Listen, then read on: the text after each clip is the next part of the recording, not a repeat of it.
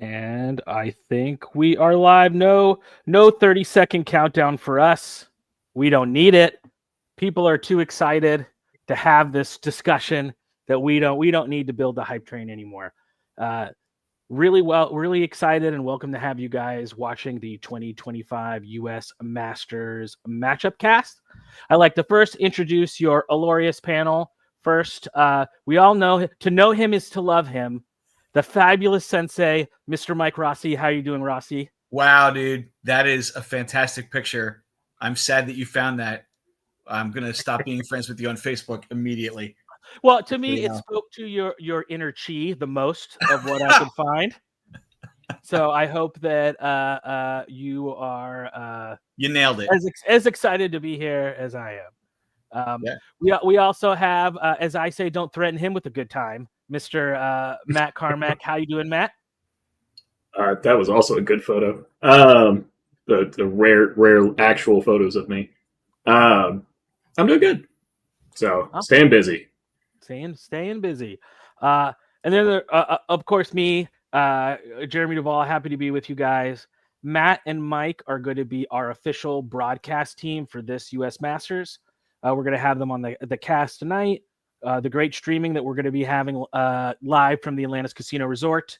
Mike and Matt will be your two main broadcasters. I'm going to be running around. I'm going to be doing a little tournament TO, a little bit of judge calls. I'll be Matt and Mike's reporter in the field. So if you guys have questions during the live stream, like, hey, what unit is that? Or what turn are they on or whatever, Mike and Matt will be sending me over to get that information. So a couple other things I want to share with you guys. Really excited. We got two other great TOs helping us this year. Mr. Kyle Timberlake. He is going to be doing mostly stuff around Best of the Rest, but we'll be also helping TO Masters and then Britton Williams also. So essentially the three of us will be running around, making sure you guys are having a great time, enjoying the accoutrements and everything that the Atlantis Casino has to offer. So I'm really excited. This is always such a cool time of year where people are getting excited, getting ready for US Masters. I just want to take a quick minute as we get started to thank our sponsors. We have a ton of great sponsors. We got a lot of great prize support for you guys. We got a great swag bag for everyone coming to Masters. And just a shout out, Wing Desire Publishing, Mantic, Loose Caboose Hobbies, Data and Dice. We're going to be using some of their statistics tonight, but stay tuned. Trevor is going to be releasing a blog within the next couple days, which will have super deep dive into the data side. Thanks to War Chest Creations. And for those of you who don't know, Game Envy, which is a great hobby supplier, they are sponsoring the first ever Masters first aid table. So we will have a table with paints, brushes, glue, any last minute modeling you need to do or painting you need to do. We're going to have a cool table set up with paint to use, wet palettes to use, and all of the stuff that we'll have for that table will be given off at the end of the tournament.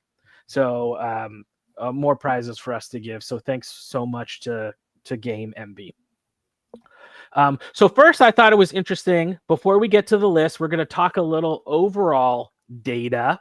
And here is our faction breakdown. So I'm going to take us through the faction breakdown, and then I will throw it to our illustrious panel to start doing a little prognostication. So Dwarves coming in at number 1 at 7, which is interesting. Night Stalkers coming in at 6. Twilight Kin and Abyss are tied at 5. We have a couple coming in at 4. Kingdoms of Men, Free Dwarves, and Ogres.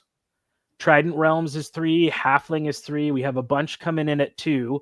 Goblins, Northern Alliance, Abyssal, Salamanders, Ratkin, Forces of Nature.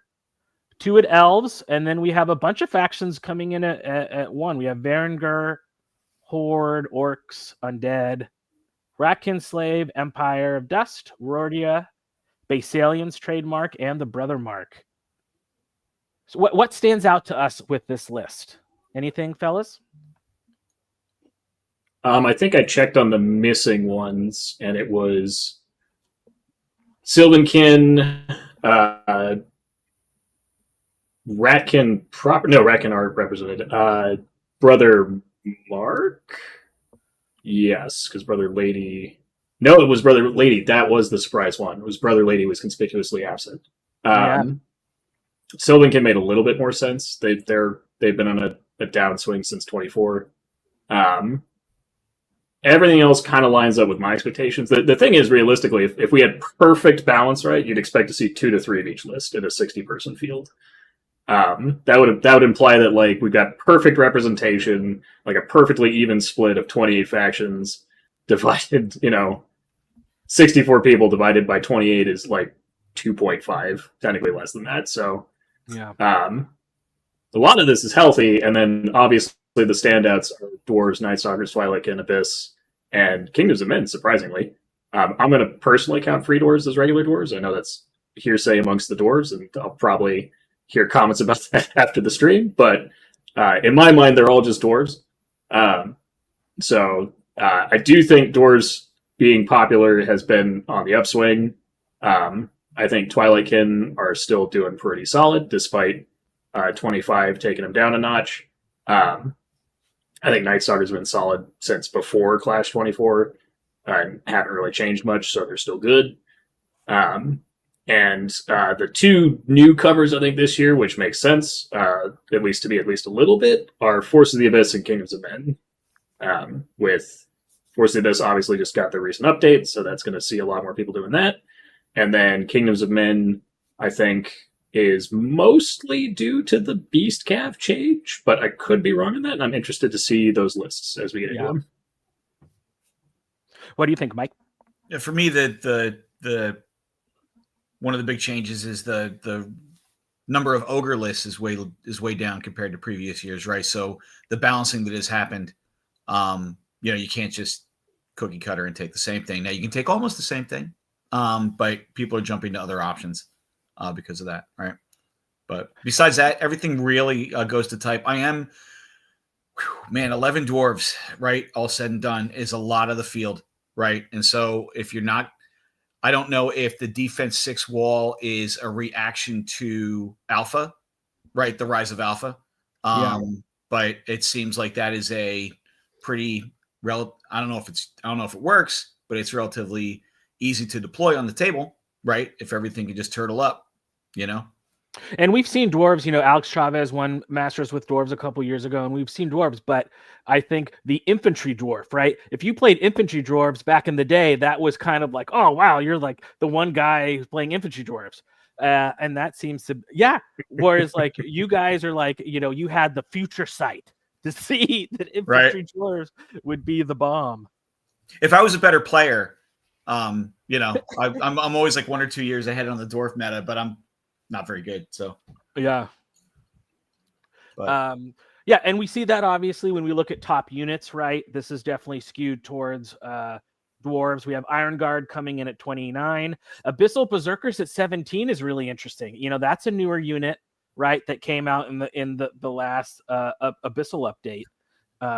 Ironclad, Soul Flayers, Sharpshooters, Steel Behemoths, right? Scarecrows, Tormentors. I mean, this to me feels, I'm the one little kind of component that's a little new to me is that Abyssal Berserker slot, because that is a newer unit, but everything else in this list has good value, right? Right. I'm not surprised about the Abyssal Berserkers at all. They are great. They are great. They are great at any size, right? And you can synergize well with other parts of the list, and they're just, man, they're mean. So not surprising. Yeah. A lot of this list, talked about it briefly before we got started, but yeah, repeating it here, a lot of this list is reflective of just what is being brought to Masters as an army, right? So like Iron Guard 29, there were 7 dwarf players, a lot of Iron Guard coming out of those dwarf players, 16 dwarves on Large Beast. Now, there's still definitely some upswings here, like these units are definitely still being taken. Iron Guard makes sense because it's more of the core infantry unit in the first place. Steel Behemoths and Dwarfs on Large Beasts, I've had my eye on for a second. Like, those are definitely upswinging. It's the defense 6 wall, as people were bringing up. Right. And they're just really efficient points-wise. They're really good. Soul Flayers doesn't surprise me from all the Night Stalker and Twilight-Kin players. I'm actually a little surprised the number's not higher between the fact that they can be taken in both of those lists, and combined there's about 10 lists there that could take them. Yeah. But still doesn't surprise me to see them as the most popular Night Stalker unit And yeah, can't avoid it. Abyssal Berserkers are definitely pretty popular right now. So not entirely surprised by that. Yeah, when talking about Berserkers, Tom does mention 9 of those are probably George's, which is spoiler alert. Mr. O'Connell does love that unit. So so it's, and we throw these numbers out to you is not they're maybe not GPS, but there could be maybe a star in the sky that is guiding us on our old sailing ship. So I think it is still interesting to think about. We always talk about on Scrying Gems, right? People take to Masters what they think is good or what they think will do good against what people bring. So this still is a little bit of value on what people are thinking. Masters may be the right environment to have these units in. Okay, for top Magic items, some interesting stuff here. Sir Jesse's boots, obviously top chosen Magic item. Brew of Strength. Quick behind it, Hammer of Measured Force, Brew of Sharpness, Conjurer Staff, Loot. We got the Periscope, Fire Oil, and then Blood of the Old King. It looks the average points spent on Magic items throughout all 64 lists was about 43, 44 points, with an average of some people, we had some who didn't take Magic items, all the way up to 145 points. So I kind of feel we've sort of that 50 to 75 points in Magic items. That feels about right to me, I would say. I mean, over the last, I seem like that's like a good amount, I think. To not too. I think I'd have to go checking in spreadsheets to go confirm it, but I'm pretty sure as cheap as a unit can get is like in that 50 to 60 point range. So it makes sense that the average cost of Magic items is lower than that because boys before toys. That's definitely been just kind of the style, especially at higher level play. You definitely see a lot less Magic items, a lot more units. If you're taking Magic items, they're very specific, very high efficiency impact on certain units, and they're typically the list we see here. I was mentioning it earlier. I'll say it again. I'm actually surprised Jesse's Boots isn't higher. The global data for Jesse's Boots is basically a 2-to-1 ratio over the next biggest thing, which is not Hammer Measured Force, Brew of Strength. So the fact that it's actually only like within a percentage point above it is actually a good sign, because that means that less people are taking it, and that we're seeing a more healthy distribution of items. But yeah, other than that, all these make sense to me. Like, all the first 4 are hit harder items, and then you get into more very specific utility, and then you get into your 5 points. Thank you, Mr. Murphy. We appreciate it. I was surprised when I read through this, and the Edge Periscope was taken 10 times, and that is a little surprising. I was looking at I did a review of the list beforehand, and it is every short caster on foot is walking around with a periscope, right? Hiding behind stuff. It's smart. It's a way to do it. But once again, it popped up this year compared to last year. It's kind of cool, right? I guess I'm also a little surprised to see Fire Oil as high as it is up there over Blade of Slashing or something similar for 5 points. And also Staying Stone. Like, those are my usual, I would especially expect to see Staying Stone higher up, because that's the usual waiver mitigation item these days. But I don't see any of those on this list, which is a little shocking. Yeah, I mean, and I'm wondering if that's with so many dwarf players taking regiments, Staying Stone usually fits so smoothly on the large infantry. You know what I mean? So that's I'm true. wondering less ogre players, right? Maybe you see a little bit less Staying Stones. Trolls. Yeah, that's a fair shout. And Blood of the Old King is awesome, and every list I take from now on will have it. Yeah. Good. Larry brings up a good point. Fire Oil, knowing you're going to see with the new Abyssals and regen, maybe the value of maybe that goes up a little bit, and that's just enough to. Yeah. Interesting idea. Yeah, for sure. Okay, drops in unit strength. This one I thought was very interesting. Okay, so the 14 average drops feels good. Right. To me, I always say between 13 and 17, usually if someone's new to the game is asking, 14 feels right. With Goblins at 24, Northern Alliance at 11, as far as the outliers, right? Unit strength, 25 average unit strength with the number one unit strength. How do you live with yourself, Kyle Poole? Is as we will see, Scott Hulcom with his Basalia army at 33 and infantry brother Mark at 31, with lows of 19 and 20 with the herd and forces of nature. What do we think about drops in unit strength? At the brother mark being that high, again, having not seen the list yet, but I have a suspicion of which one that might be. That does not surprise me entirely. I've seen horde-themed brother mark lists. They can absolutely do a infantry horde army, and it can dump a ton of unit strength on the table. Herd at 19 on the lower end also does not surprise me. That probably means it's going to be a faster list, more monster focused. Force of nature, probably also faster list, monster focused. Less large infantry hordes, or just not enough of them to really make the difference. Those numbers just scream Alpha Strike to me. Or something very specific and utilitarian that I'm going to be surprised by and be excited about. Norton Alliance having 11 drops doesn't surprise me. Goblins having the most drops doesn't. Like, most of this is part of the course. I am curious to see the Basilian list with 33, though. That one I'm interested in. And it's a list that a Riddle Steel he won a tournament with it in the Pacific Northwest. So it's a list that he's been playing, a very much his own thing, but I'm excited to hear your feedback as a lover of Basalia myself. That's going to be an interesting matchup when we get, and a beautiful army. Great hobbyist. Cool. Okay, so hot off the presses, the round one scenario will be stockpile. So stockpile, before rolling off the choose sides, you place 3 piles of loot counters on the center line as follows, where you have 3 loot counters must be placed in the exact center. And then you have the 2 piles of 2 along the center line, but towards the outside of the board, right? So we will be, so keep that in mind as we're looking at these lists that we are playing stockpile. And just as a reminder, it's in the Discord, Masters Discord. We've had some people ask questions about loot tokens and how they work. So feel free. There's a message from Brendan, probably too small for you guys to see here, but where all the details around that, I'm not going to get into it here, but it's all posted if you have any questions about the interpretation of that rule. But stockpile, an interesting scenario to begin the event, I think.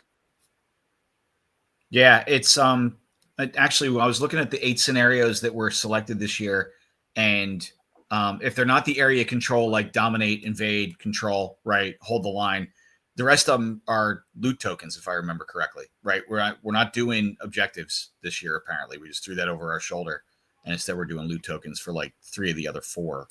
So it's a high, that, yeah. If your army doesn't have a lot of units to pick stuff up and score, then in some scenarios you're gonna have some trouble, right?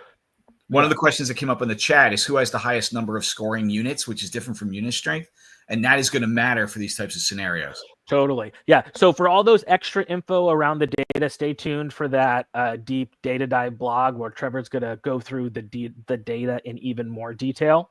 Right. So we'll have links to that when that comes out. Yeah, and just some transparency around the scenarios. How that worked this year for Masters is we presented all the scenarios to the Masters Council, which consists of all the different region heads, and then everyone voted on what are the scenarios that you want to be in the possible pool of usage, and so that's how we got to the scenarios that were of probability. But yeah, so that's going to be interesting, an interesting scenario for sure. So. Are you guys ready? We're ready. We got a lot of tables to go through tonight, fellas. So we're gonna just kick it off right away. So table 1, we got Neil, and if I mispronounce your name, I apologize. I'm saying that now for the whole night. Neil Cauley from the Midwest is playing Jeff Bodeen from the Southeast. So I will go ahead and read you through their lists. So Neil Cauley from the Midwest, he's playing Orcs. He's got 1, 2, 3, 4 regiments of Young Axe, 2 legions of Axe with the Skull Pole. One's got Sanguinary Scripture, and one got Aegis of the Elohi. He's got a War Drum. He's got a Flagger with Bane Chant with the Loot. 2 God Speakers, one with Bane Chant and Heal, one with Shroud buffed Heal. And then running the Triple Dragon, running 3 Crudgers on Wing Slashers. That's cool. And he's going to be facing Mr. Jeff Bodeen from the Southeast, who is playing Ogres. He's got 3 regiments of Warriors, 3 hordes of Siege Breakers, one with the Chalice of Wrath, one with the Dwarven Ale, one with the Staying Stone, Boomer Chariots. He's got a Mammoth, 3 Ogre Warlocks, Lightning Bolt and Drain Life on all of them, and then Grakamagok and Namagarok. So like a pretty nice, hard-hitting, what you would expect to see out of competitive Ogres, I think. Yeah, not a huge amount of differences on the Ogre side of things from what was pretty much the staple last year. The only thing that is distinctly different is 1 less Siegebreaker Horde being swapped out for Grok, and I feel like that's, I guess, the Mammoth instead of maybe insert some other options here. I don't know about that. I don't know that it doesn't have flanks. It's still Orcs. They're still going to be slower than the Ogres for the most part. The Siegebreakers are a little bit slower now, but they're not the things that really have to worry as much. Yeah. And those Young Axe are going to have to crowd around that drum to stay relevant for longer than a turn. And I always find the good Ogre players, too, they know how to be outspeeded. Yeah. So they have a lot. I bet you he has a lot of experience on how to deny space against flying dragons. Jeff does. He's a solid player. Right. But I mean, it is a point. I do like Triple Dragons from Orcs, though. I think it's fun. It's cool. Yeah. Right. I love the idea of legions of Orcs, of Axe. That's a giant nerve block, especially in scenarios where you want to pick stuff up and live to the end of the game.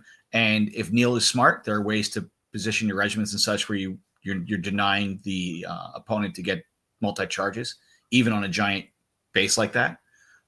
So may be able to mitigate some of the maneuverability that Bodeen's going to bring, right? And I mean, Siege Breakers are a nice unit to get on a stockpile, right? And just start farming tokens and be like, come at me, bro. They don't have to move anymore, right? They just are sitting there and they're just sucking the tokens up. Yeah, counterpoint. That is usually one of Orcs' biggest problems is getting places. Because they're still speed 5 typically, and if you touch trees, like you're not moving at the double. So stockpile means you don't have to get that far up the table. Just got to get 12 inches inward, and you're relevant. So I hope so. Yeah, interesting. It's cool. I really like the Orc list. It looks super fun. Right. Mm-hmm. It does. Fun matchup. It does. Yeah. Okay. So as we go through these matchups, sometimes we may not know who. I mean, if we were to pick a winner in every single one, to me, I feel sometimes it's like throwing a dart at a dartboard.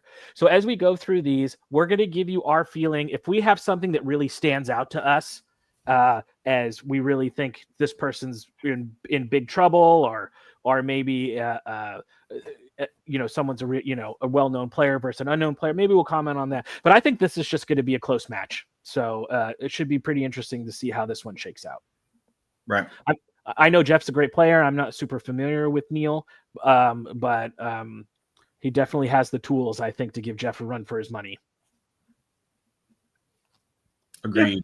Okay, on to table 2. We got Stephen Derose from the Mountain playing Mr. Larry Essick from the Southeast. So we have for Steven's list. This one's interesting too, because we only had to go 2 tables in to see a Kingdom of Men off. So we have on Steven's list, he's got 1, 2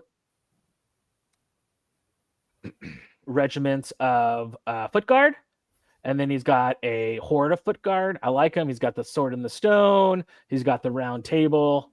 I imagine those may be like things modeled on the base, but very cool. A couple units of beast cavalry. Looks like he's given them both fly, speed 10, thunderous charge, vicious.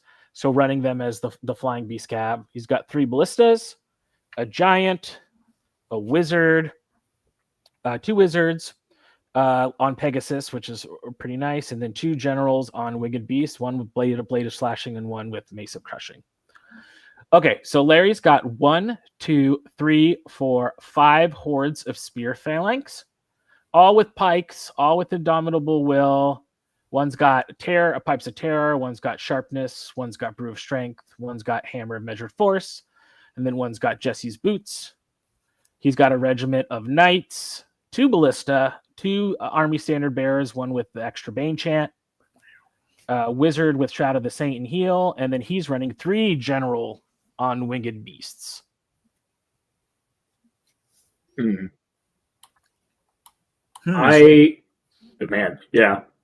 spirit hordes don't surprise me. That's the other unit. Like this is actually both of the things that I kind of expected of the Kingdoms. You got the spear hordes in one, and then the beast cab in the other. Which definitely is one of the few times that I would say that I think the beast cab are not going to like playing against this. That's a lot of phalanx to try to have to play around, and the stuff that's not phalanx is fast flying things that can tie you down until the slow phalanx gets to you. So I think list to list matchup, I'd give a slight edge to the once and future king here. Or sorry, not the once and future. I would give Larry Essick a slight advantage over the other one.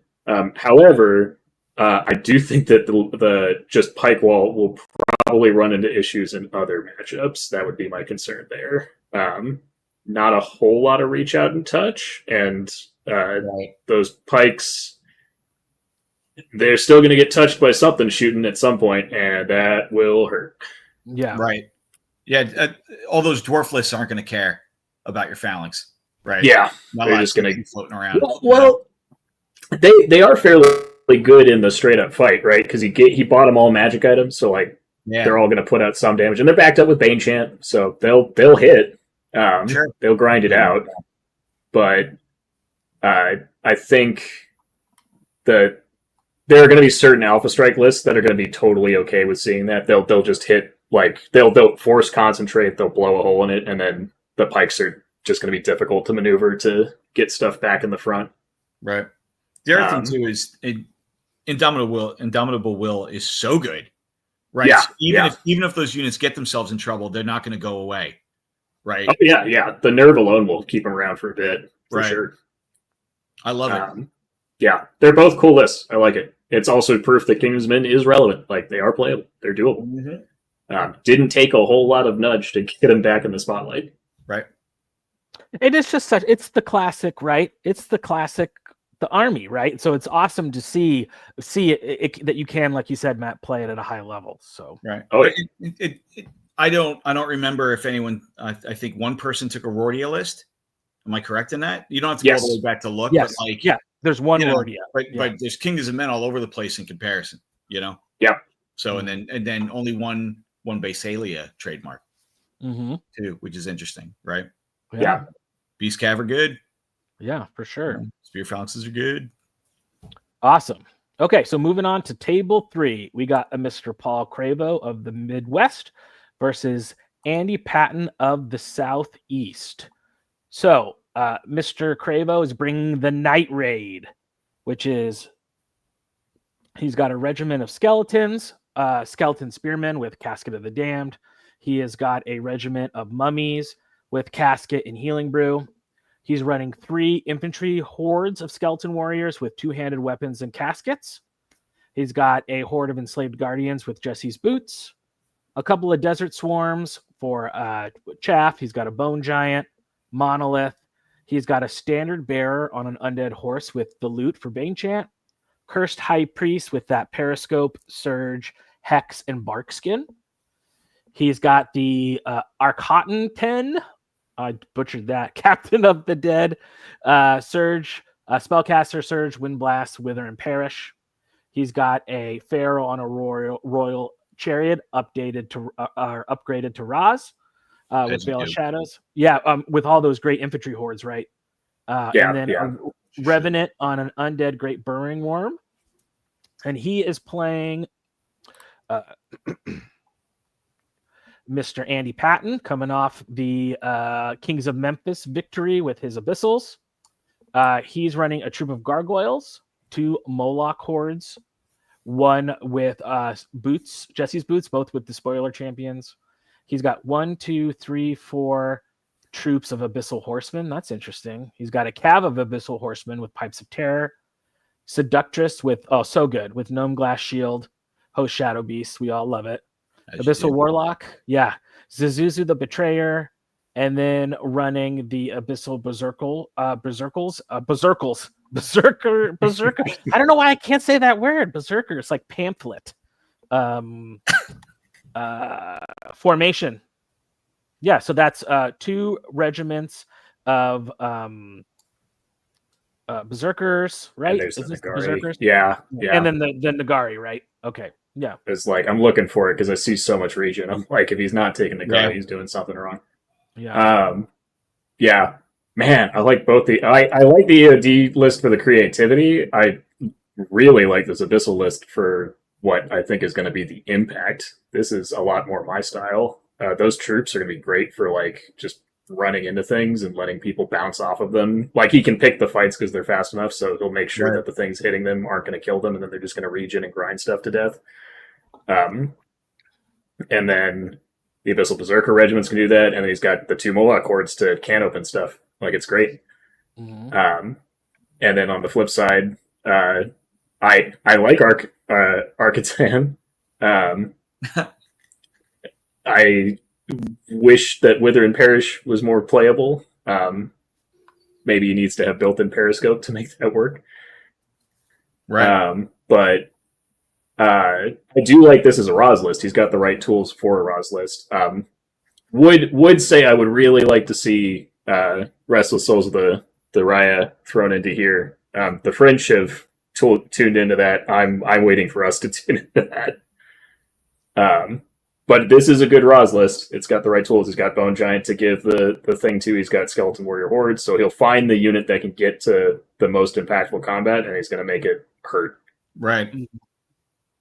With a solid line, all of them with the casket though in stockpile. Oh yeah, he's going to be starting to pick those up. Control the game starting in the beginning, and Andy's going to have to do a lot of shuffling around. He doesn't have. They're going to be in combat turn 1. 100%. Right? Absolutely. So Andy's list does not have units that just want to sit on top of stuff and pick up tokens. I mean, he's got to be constantly moving. He's like a shark, right? He's got to be moving, murdering, and then turning every turn, starting on turn 2, right? I think for this list to work. Yeah. You know what I mean? No, a lot of his points, right, is in the ability that he can turn and burn, right? Yeah. That he can move quick, he can look for flanks, he can get around the board. But Paul, like you said, I think Paul's just moving all his stuff up and saying, again, just like the come at me, right? And then I'm going to put my Roz ability where I need those key combats.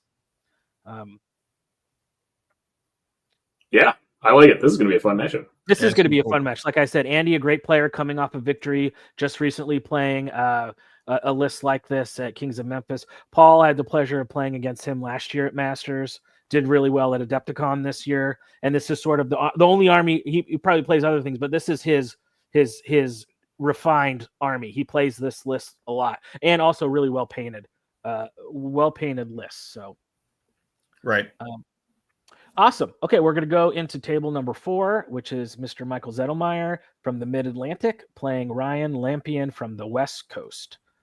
So we got a couple of really interesting lists here. We have from Mr. Szedlmayer, he's playing Night Stalkers. He has 3 Phantom Troops, 2 regiments of Butchers, 3 hordes of Butchers, 2 Soulflayer regiments, 2 Mind Screeches Planar Apparitionized, a Shadow Hulk, Butcher Flesh Ripper with Mace of Crushing, and a Dread Fiend with Blade of Slashing. So 15 units, 26 unit strength. And then we have Mr. Ryan Lampien is playing Trident Realms. He's got a horde of ensnarers with hammer of measured force, some placoderm regiments. He's got a couple of large cav hordes of dam busters, one with sharpness, one with haste, 2 knuckers, an arbalest, an aquamage, again with periscopes we see, weakness hex, Riverguard sentinel, a Riverguard dam buster sentinel, and then the formation with the Riverguard troops. So he's coming in, and then with the dam busters, so with the sacred horn that has in that formation. And it comes in at 14 units, 26 unit strength. Nifty. I like both lists in terms of style. I like seeing the placoderms with the upgrade to unit strength 4 on those regiments. It's fun. I do think that this Trident Realm list might struggle against this Night Stalker list. I think a lot of that shooting obviously gets negated by it being Night Stalkers to a degree, or not negated, but at least reduced, right? And then the follow-up problem is that butchers are just really efficient, and it's going to come down to, can those frogs get some sneaky leaper flanks, basically, which they'll be good in. But they're going to have to find... both of these people are looking to jump over... Like, this is going to be everything is height-based game here, so they're all looking to try and, like, get, like, a perfect line of sight to, like, get that perfect flank charge. It's going to be cool to watch. But I think the Night Stalkers have a slight edge just in terms of their units are a little bit more powerful in the straight-up fight. Right. And the other thing, too, is you mentioned the efficiency, right? Mike has taken a list that has built-in redundancy all over it as well. He's got 2 of this, 2 of that, 2 of this, 3 of that, 3 of that, 3 of this, right? And so yeah, it's he can be really flexible with the way he lays the army out. You know what I mean? Right. And can react. And just has to what you mentioned before. They also different heights, different base sizes. Like he's going to be in good shape, right? Mike plays a very tight geometric game on top of everything else, right? He's just super good. Oh yeah. Yeah, Ryan's one of our West players. Great guy. Definitely newer to tournaments. This will be his first Masters. So, congratulations.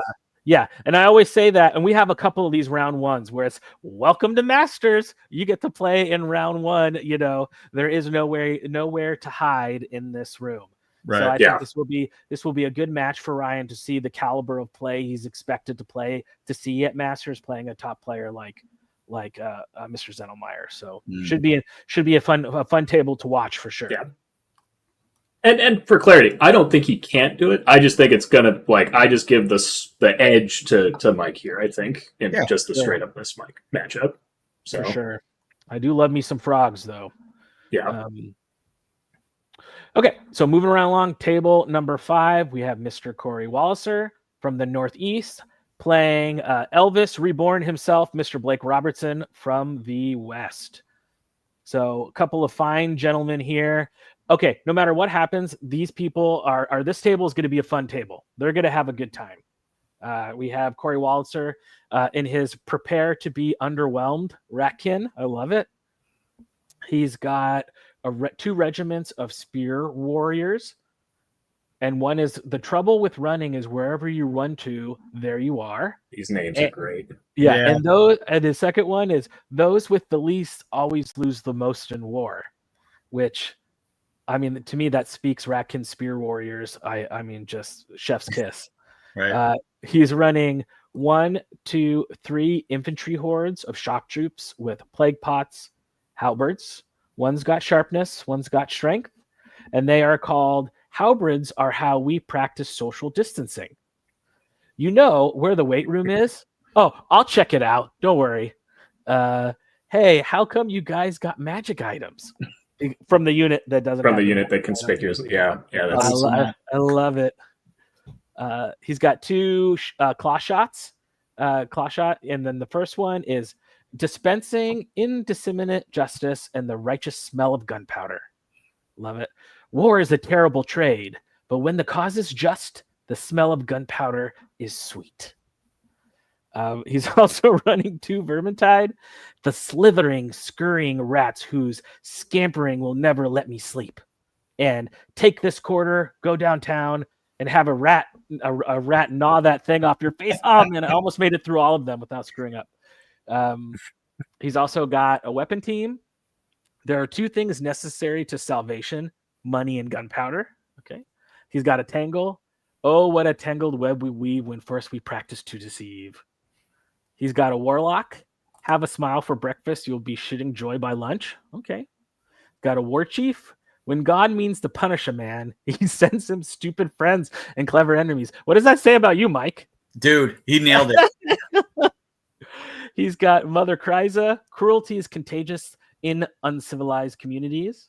And he's got Scud. When you're in hell, only a devil can point the way out.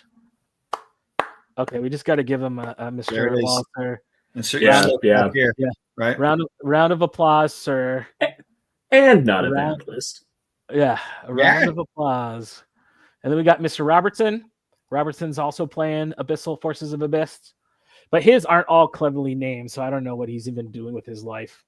He's got 3. I mean, he got 3 Abyssal regiments. He's got 3 troops of gargoyles, 2 Moloch hordes with champions, 2 tortured soul regiments, Nagari with the sacred horn, a seductress with glass shield and shadow beast, Warlock with Bane Chant, Mind Fog, Hex, and Conjurer Staff. Zuzuzu with Bane Chant and Lightning Bolt. And then he's got the Manifestation of Baal. This is a list that did not read the Clash 24 or 25 book. I'm just saying that. Like, he did that. Okay, I lied. He does have the critical regiment of Nagari. That is the only thing different about this list and what I would perceive as a far more prior to this last Clash Abyssal list. Yeah. It's got the 2 Moloch hordes. It's got some Abyssal Guard. He's got lots of gargoyles. And tortured souls. Yeah, well, I will say in Blake's defense, he is our terrain czar. So a lot of the beautiful terrain that you'll be battling with and on and around at Masters, Blake has been scurrying away in his workshop doing. So this list was the list he was locked in. I think he was not going to have any of the bandwidth to, prepare anything special for Masters. Gotcha. Yeah, no, I get that too. So I think it still works. Yeah, it's slow. It's a slower, more deliberate delivery mechanism, right? But if he decides to do refuse flank and say, this half of the board is mine, come get it, I think that Corey's probably gonna have a tough time. Mm-hmm.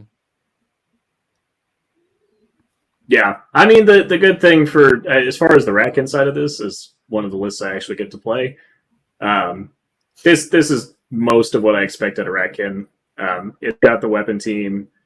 Scuds is obviously kind of the flavor choice and the war chief specifically, but I do like the war chief if you're taking 3 hordes of shock troops. Sure. I think that's the only time it's acceptable to take the war chief is if you're going to invest that heavily in shock troops. Yeah. That vicious melee is, there's no other reason for it. Yeah. Plus, it's going to be backed up by Bane Chant 4. One of those hordes is going to be swinging at you with Crushing 2, Vicious. It's going to hurt. And then I like the spell loadout on the Warlock because he's got both Veil and Scorched, right? Yeah. Mm-hmm. So they're looking at the exact same drops in unit strength.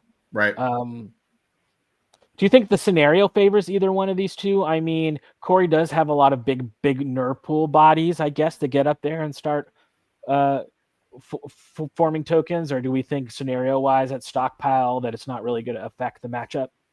For those listening, starting your drinking games now, the first of these comments that's going to sound like this, I think it will heavily depend on the terrain on the table. I think if the Ratkin player has to, at the double, through terrain and can't get to the center of the table and take position with the hordes quickly, then the Ratkin might struggle to maneuver with the big hordes, as is typically a problem with horde armies. Right. But if they can get there, they will absolutely be able to take board presence. And if you get 3 shock troop, it really doesn't have to be shock troops. You get 3 hordes of phalanx ensnare infantry parked on objectives. Right. Shifting them becomes a pain, right? So and even those Moloch hordes will struggle to shift, especially if there's terrain in the center of the board that they can park in. It could get very rough. And Molochs can only fight one thing a turn, right? So he's, you could right? double charge with those into hindered phalanx. Like, good luck. Yeah.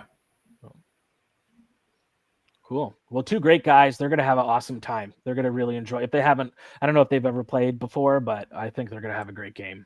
Yeah, it's a cool matchup. Yeah. For some personalities. Yeah, and if you have a problem with your terrain at Masters, you know who to go blame. Go blame Blake. No, I'm just kidding. There it is. I'm just kidding. I'm kidding. Not really. Not really. Okay, table 6. We have my first going through the tables. Oh, wow. Welcome to Masters. We got Mr. Keith Conroy from the Northeast playing Jeff Schiltgen from the Midwest. So Keith Conroy, former U.S. Masters champion, is playing the lists, he's probably best known for, right, which is the Herd. He's got an infantry horde of Spirit Walkers with Brew of Haste, 2 Harpy troops, 3 hordes of Lycans, Dwarven Ale, Blood of the Old King, and Brew of Strength, 2 Beasts of Nature with Wings and attacks the 7. He's got a Great Chieftain with the Saber-Tooth Hunting Cat and Horn of the Great Migration and Wings of the Honey Maze. He's got a Druid mounted with the Conjurer Staff, Bane Chant, Scorched Earth, Moonfang, and a Chieftain on a Minotaur Chariot. So he's going to be playing Jeff Schiltgen, who fresh off his Adepticon win earlier in the year. He is going to be playing Varangur with 4 regiments of Draugr, a regiment of tribesmen with the Hearthguard upgrade. He's got some Fallen, a horde of them. He's got some Snow Trolls, Chalice of Wrath. He's got 2. He's got a second one with Dwarven Ale. Yes, yeah, two Snow Trolls, Chalice of Wrath, Dwarven Ale. He's got Magnilda. He's got 3 Fangs on Frost Fangs, and then also 3 Snow Troll Primes. That's his inner ogre player coming out, taking these high value hero pieces. And then he's got Crufenir, 16 drops, 27 unit strength, and then Keith running 12 drops. So that's that low drops with 19 unit strength. Yep. Keith's playing Alpha Strike, and that doesn't surprise me. It's what he's good at. Right. And I don't think this is the worst matchup for it by any stretch. It's going to get pretty bloody. Those Varangur characters, specifically the Snow Troll Primes, the Thanes on Frostfangs, that's where I think the actual threat is. Like, the Snow Trolls are annoying mostly because they got an 18 nerve at the top, it's just, they're bricks. Right. And he can use the Draugr to either kind of buttress and prevent multi-charges, which can make it even harder to pop him in one turn, which, when you're the Alpha Strike player, that's what you got to do. And if Keith gets slowed down having to kill Draugr regiments, then that means that everything else can charge him, and then he's getting Alpha Striked, and Lycans are not exactly durable. Right. So I probably give the edge to Schiltgen on the list matchup, but I think that's probably true for maybe 90% of matchups against Herd. That's not me trying to be mean to Herd. It's just kind of the reality right now. Keith and I have discussed that, at least to some degree. Yeah. That said, it is Keith, and I do think that he has played that list for a long time. He obviously won a Masters with it. So I would not be surprised to see him pull it out. Yeah, one of the things that Keith is really good at on the table, especially with this list, is his patience.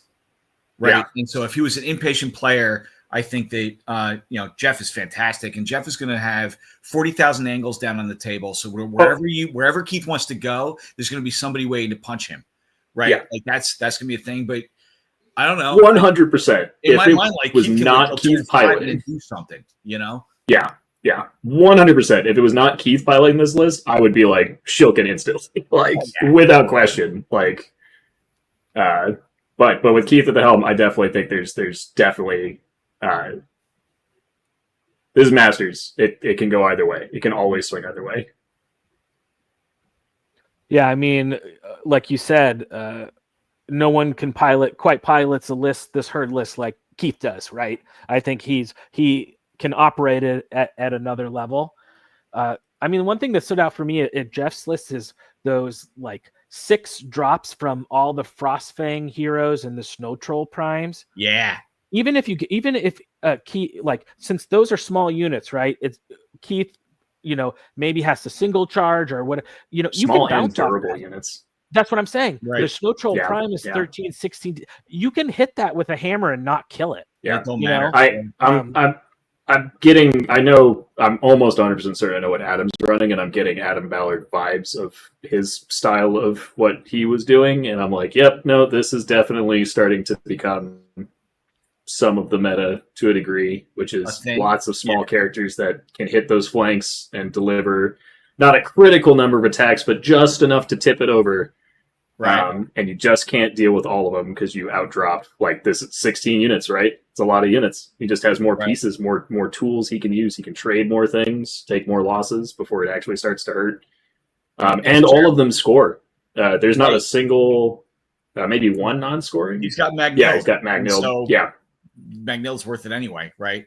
But like, right. It's interesting that you bring up a good point, because when you're looking at these large infantry, large cavalry hero types, yeah, they have. I mean, Thanes have a lot of attacks, but like, okay, Snow Troll Primes have 5 attacks. Like, that's the standard thing. But you're not buying them for that, right? You're buying them because they have 13, 16, or they have Regiment Nerve, right? And they're on a 50 by 50 or a 40 by 40. So they just kind of like get in the way, and they do the scenario, and they don't really care if you charge them. And right, it's cool. Yeah. No, I think Jeff and Tom in the audience bring up a good point. Is, as with any alpha, if you don't get stuck and you kill what you charge, you're doing what you need to do. It's just going to be, I know he's going to have that key charge against a 13-16 where he needs a 6 twice to kill. You know what I mean? Yeah. Or where you should get it, but if you don't, all of a sudden, all his other Jeff's has his, like you said, he collapses, and then that's when Herd can struggle. But I think there's a lot of like Keith definitely has to play it patient. He's definitely got to wait for that perfect moment. That does make it a little rough with the scenario, because I think Jeff should be the one pushing to sit on those tokens. He's got Drauger to just put out there to do it. But like, there's just a lot of things that are really tricky to. It's just a lot of things that are tricky to pop in one turn if you can prevent those multi-charges, which with so many of these smaller characters, I think you can. So it's going to be close. I think this is going to be a really good game. Actually, I don't know that it'll be close. I think the game will be exceptionally good either way. I think whoever wins will probably win very definitively. There we go. But again, like I say, welcome to Masters round 1. Here we go. Only a couple tables in, and already we have these type of matchups. So really exciting. Okay, next we have table number 7. And then on table number 7, we got Mr. Adam Ortyl from Mid-Atlantic versus Robert Zimmerman from the Pacific Northwest. Okay, so I'm going to take us through both these lists. So for Adam, he's playing Trident Realms. He's got 3 troops of Thule. He's got 3 regiments of River Guard, all with javelins. 2 River Guard Dam Busters. He's got a Kraken with the Tidebringer upgrade. He's got an Aquamage with Barkskin. He's got the River Guard Sentinel with Pipes of Terror. He has a Trident King with the King of Mirhim I forget which one is that one? Is that the rally one? The Dam Busters? Yeah. It would have to be with how he's got this set up. Exactly. So he's got the one that's given the rally to Dam Busters. And then makes sense. His list rounds out with 2 River Guard Dam Busters, Sentinels. 14 drops, 23 unit strength. It's cool to see a lot of River Guard. I think the Dam Busters are just really cool models. So excited to see those units. Yeah. Robert Zimmerman is playing Forces of Nature. He's got 2 hordes of fire elementals, some forest shamblers, 2 regiments, a greater air elemental, only 1. To live in these days. He's got 2 Pegasi, a druid with Conjurer Staff, Bane Chant, and Surge, a Gladewalker druid on a mounted with Ring of Harmony, Heal, and Surge. He's got a Tree Herder upgraded to the Wiltfather. And then he's got the Air Elemental formation, 2 hordes of Air Elementals with Hammer of Measured Force, Brew of Strength, and then the Greater Air to round out that formation. Getting all those Air Elementals brutal. Is it just the formation that gets it, or does it also count for the one that's outside? It is airbound. It is the. Oh no! It is. It is all. It is. Yeah. It's airbound and waterbound. Get it? Gotcha. So, but it's just the one extra greater. But I mean, it still matters. This one will be fun. I like the Thule troops as chaff. That's cool. Using the ensnare. The Dam Buster hordes are going to be 17-19 bricks. Yeah. You smile there. I'm like, having to talk Trident Realm players that was a day. but yeah, 17-19 bricks. Does that rally 2 also apply to the Sentinels as well? Yep. Or it's supposed to. I think there might be an app error, which I got to check in on that. But it is supposed to apply to anything that is a Dam Buster, period, which the Sentinel Dam Buster is supposed to be a Dam Buster. In the name, right? Yeah. It's in the book. It's just not on the app. Got it. So, but yeah, it's good. Solid list. So, but I like the Force of Nature. This is what I expect out of Force of Nature. 2 greater airs. They're back in fashion. They're not quite as. Oh my gosh, they were mean before, but I think 9 attacks is the little sweet spot to where they're good, but they're not like overly punishing. Wiltfather is still Wiltfather. Cloak of Death still really solid. Right. Stacks with Brutal. Like these just seem like 2 solid gentlemen, like nothing crazy, nothing, just 2 solid, Bob's your uncle, just they're going to get up there, play clean, nice games, and, just really nice lists, I think. Showcasing cool units from both armies. Yep. Yeah. There's going to be a lot of shenanigans out of the Trident realms, movement jumping over things, and then there's going to be a lot of surge tricks coming out the other side, so it's going to be a balance. It's the ensnare versus surge fight. It's always fun. Which is so cool. Yeah, which is like the game within a game within a game, so very neat. Cool. Okay, we're going to table number 8. We have Mr. Alex Chaves from Mid-Atlantic versus Mr. Ray Shields from the Northeast. Oh, boy. Yeah, this is another great matchup. Solid. Alex, former U.S. Master, bringing the army that he won the title with. Maybe not the same units, but same faction. So he is Dwarf Masters 1.0.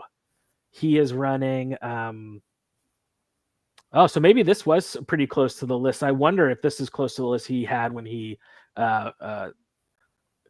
won Masters. That'd be interesting. It is not. It is not. Okay. No, he's got infantry all over the place. He actually has dwarves in it. Oh yeah. That was all. It was all rocks and brocks before, right? When he won the first time. The classic. Classic. These are some rocks. 2 Iron Guard regiments with throwing mastiffs. 3 troops of sharpshooters. He's got Brock Riders with a troop of Brock Riders with skirmisher boots. Steel Behemoth, 2 of them. 1 upgraded to Golocks. He's got Faber. Oh man, Faber's so good. Because you should.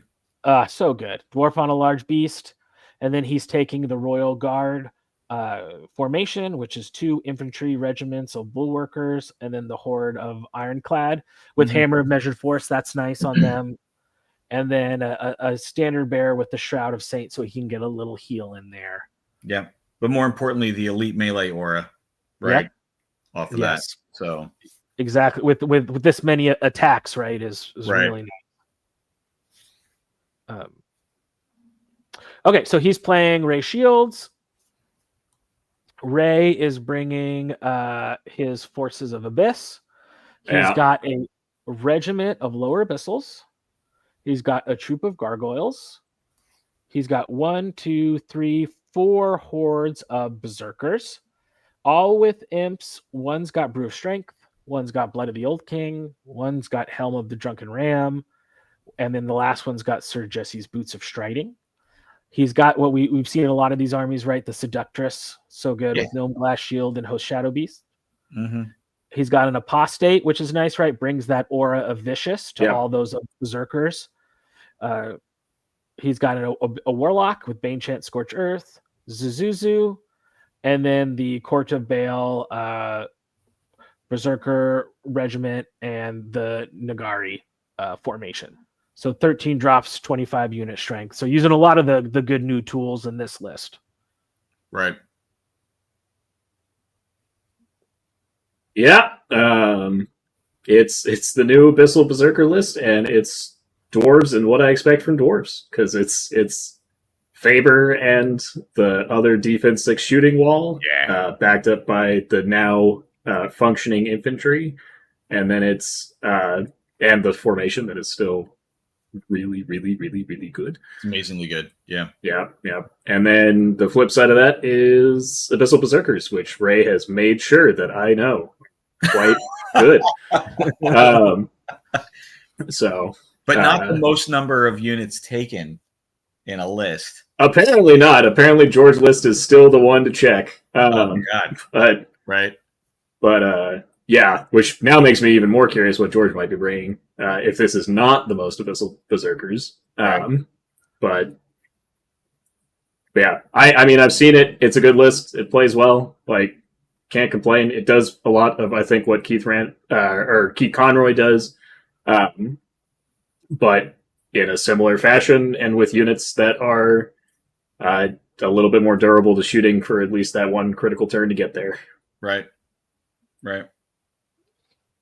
I think that, man, I don't know. I've been a dwarf general for a very long time, and I don't know. I mean, listen, Alex is better than me, but with the tools that he's got, because this is similar to what I would take, man, you can dump all your shooting into the berserkers.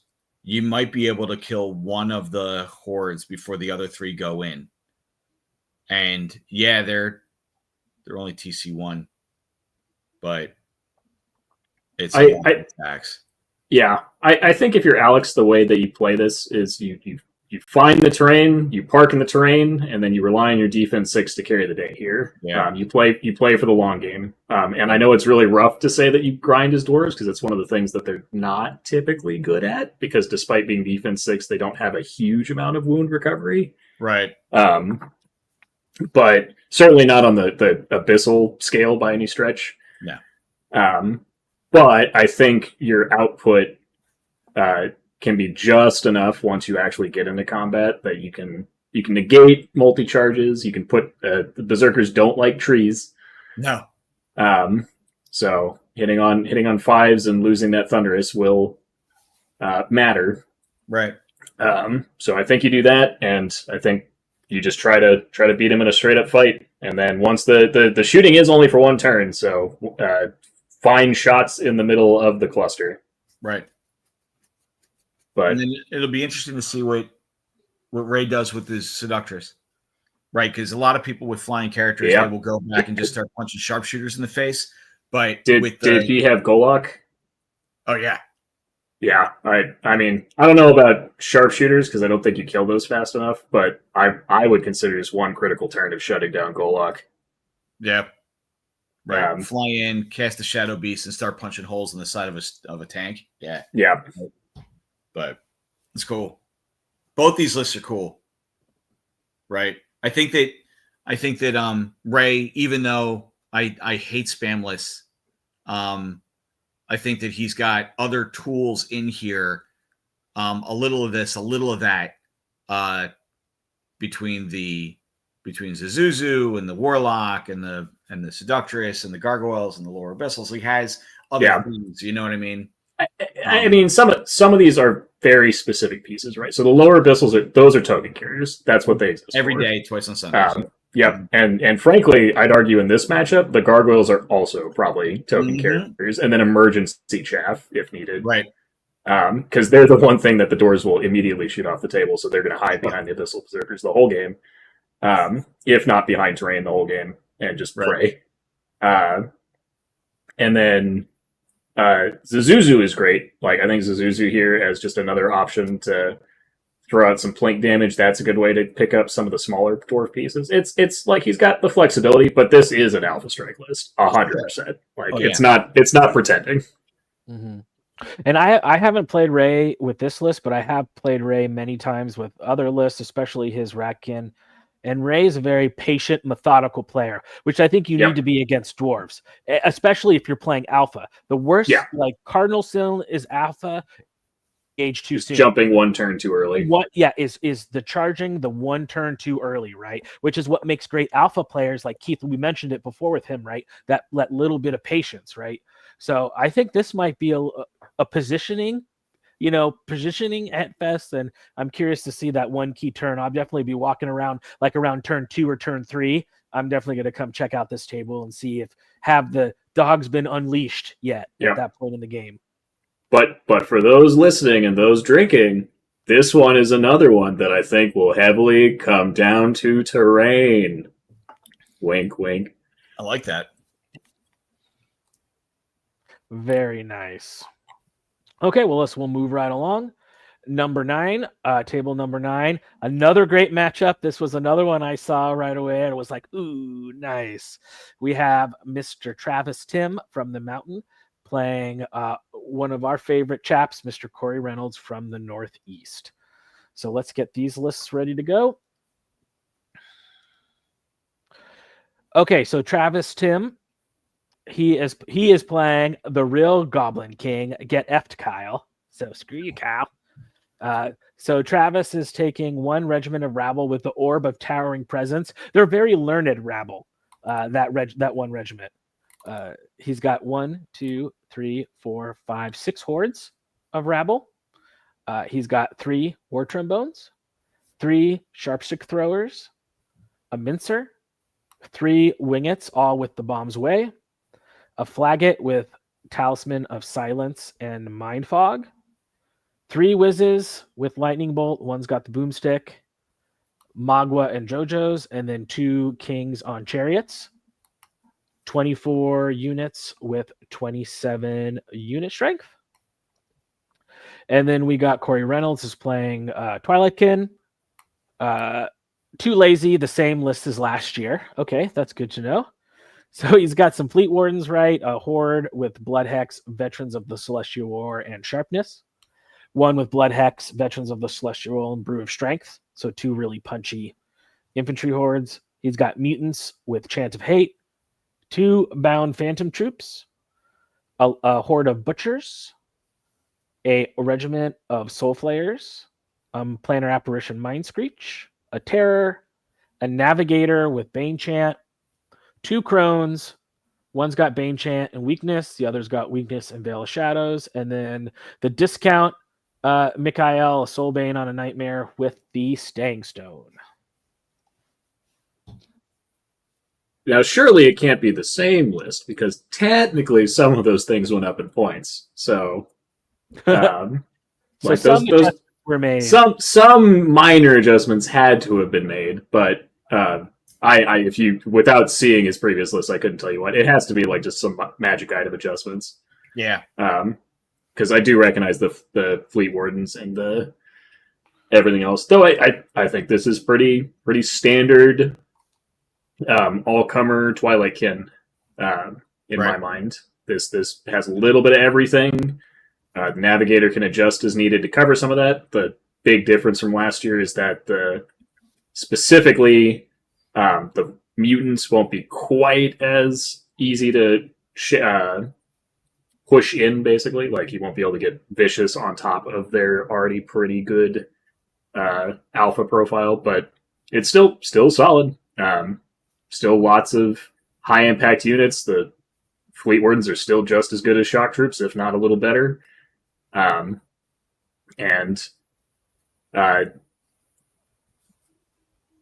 It's going to be with Travis Tim. Gets a little interesting. So it's going to be the Mind Screeches shooting. That, like, I think Travis's biggest struggle is going to be against the Mind Screeches, which is just old school. The limited shooting coming out of Corey. The problem with Goblin stuff, though, is that if you tickle it, it either wavers or dies. So I suspect he's going to be doing his best to hide those behind whatever he can until he can pop up and do big shooting things to try to pick up the counter shooting. And then just try to make a box and shoot stuff in the box. Right. It's a tried and true tactic. It also took a hit, though its hit was the year prior. That was 24 Clash, because Bangets are conspicuously missing. Right. And by conspicuous, I mean it makes total sense to me why they're missing. Yeah. So, yeah. But I do like the King on Chariot adjustment as a personal fan. Absolutely no bias there. I don't know. Every time I see a Goblin list, it's there's a big sign on the table that you put down on 1/3 of the table, and you say, "Don't stand here," right? Because if you go in there, you're going to get murdered, right? But the rest of the table, I don't know. I don't have a feel for how Twilightkin would get into the nooks and crannies to kill all the killy stuff and still have time to go and deal with a couple of hordes of rabble. It always, for me, is like you do one and just deal with getting shot. You can do the other and then lose the scenario, But I think he plink damages the shooting stuff as best he can, and then he just gets stuck in against rabble, because those rabbles aren't gonna do anything to the Fleet Wardens for the overwhelming majority of it, right? A Fleet Warden horde charges into anything, it's going to destroy it in a turn. That'll be the end of that, right? But Travis isn't just going to wander up and be like, "Oh, would you like to kill my rebel?" Right. So it'll be fun. I don't know who to give the edge to in it, because they're both exceptionally good players. Well, that's what it is, right? If it was four schmoes, like, I would be like, "Oh, the Goblin guy's going to win." That's the other thing, is that what I suspect would happen is if Travis can try to force the issue and like steal the tokens, then hand them off to like Wingets and Chariots and just have those run at that point, like right. But I suspect Corey will probably try to do something similar, like pick up the tokens with the hordes, drop them off, pass them back. I'm not going to say it. But I also don't think it has as big of an impact in this game as previous games. So I think this one's more just a straight up fight. Right. Now the question is, Corey makes this sound like too lazy, same as last year. I don't even play anymore. I'm so bad at this game. I think you're filling in the rest on your own. But... Right? He says that this is too lazy, but he will be prepared to play this army at Masters. Right? He is a top level. Yeah, it's not like he didn't. It's not like he went to Masters last year and finished near the bottom tables like me. He was up near the top, so it's like, oh, I took the same old thing. Yeah, that was really successful, and you're really good with it. Right? You took the same old thing that you crush people's dreams with on a regular basis, right? So there you go. And then here's the thing: if either of these guys, obviously, someone's probably, unless they do this weird 10-10 tie thing, like God forbid the rest of the field, somebody's gonna be in the loser bracket. Just it looks like I'm getting 5 wins after that. Yeah. Yeah. Oh, there's a lot of people who lose their first game at Masters and then lose their second game at Masters. And then they're saying, how am I 0-2 and playing so-and-so? And it's like, welcome to Masters. But, that's right. And, if you haven't seen Corey's Twilightkin army, it's really beautiful. Very pretty. It's all the Japanese style. This is true. Dragon Kingdom, I think it's range. So definitely he's an army that when you're looking for a player's choice, who you want to go check out, definitely. And man, Corey's list. Corey's That army by Travis Tim, man, it's just so garbage looking. So, well, garbage list for garbage person. Oh, Really. absolutely. How dare you? I'm just kidding. He's always been a bridesmaid. Is it his time to tie the knot? Is the real question this year. That is also true. So we'll see. Will he get it over the finish line? Like I said, he's just got to come, no shirt, wear the 8 Adepticon medals he won, like Michael Phelps that one year where he won everything, and just blind people with the lights illuminating off his glory. So wow. Okay, been through 10 tables. We're moving right along. Thanks to everyone in the peanut gallery. Table 10, we got Jared Mccclure, one of the Mccclure brothers from Pacific Northwest. Oh, geez.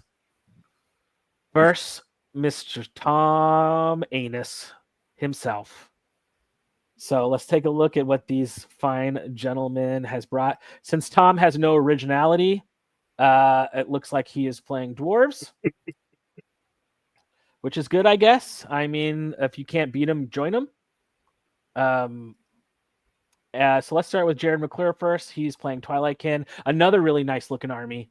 I had a pleasure to play him at Bay of Kings last year. Good dude.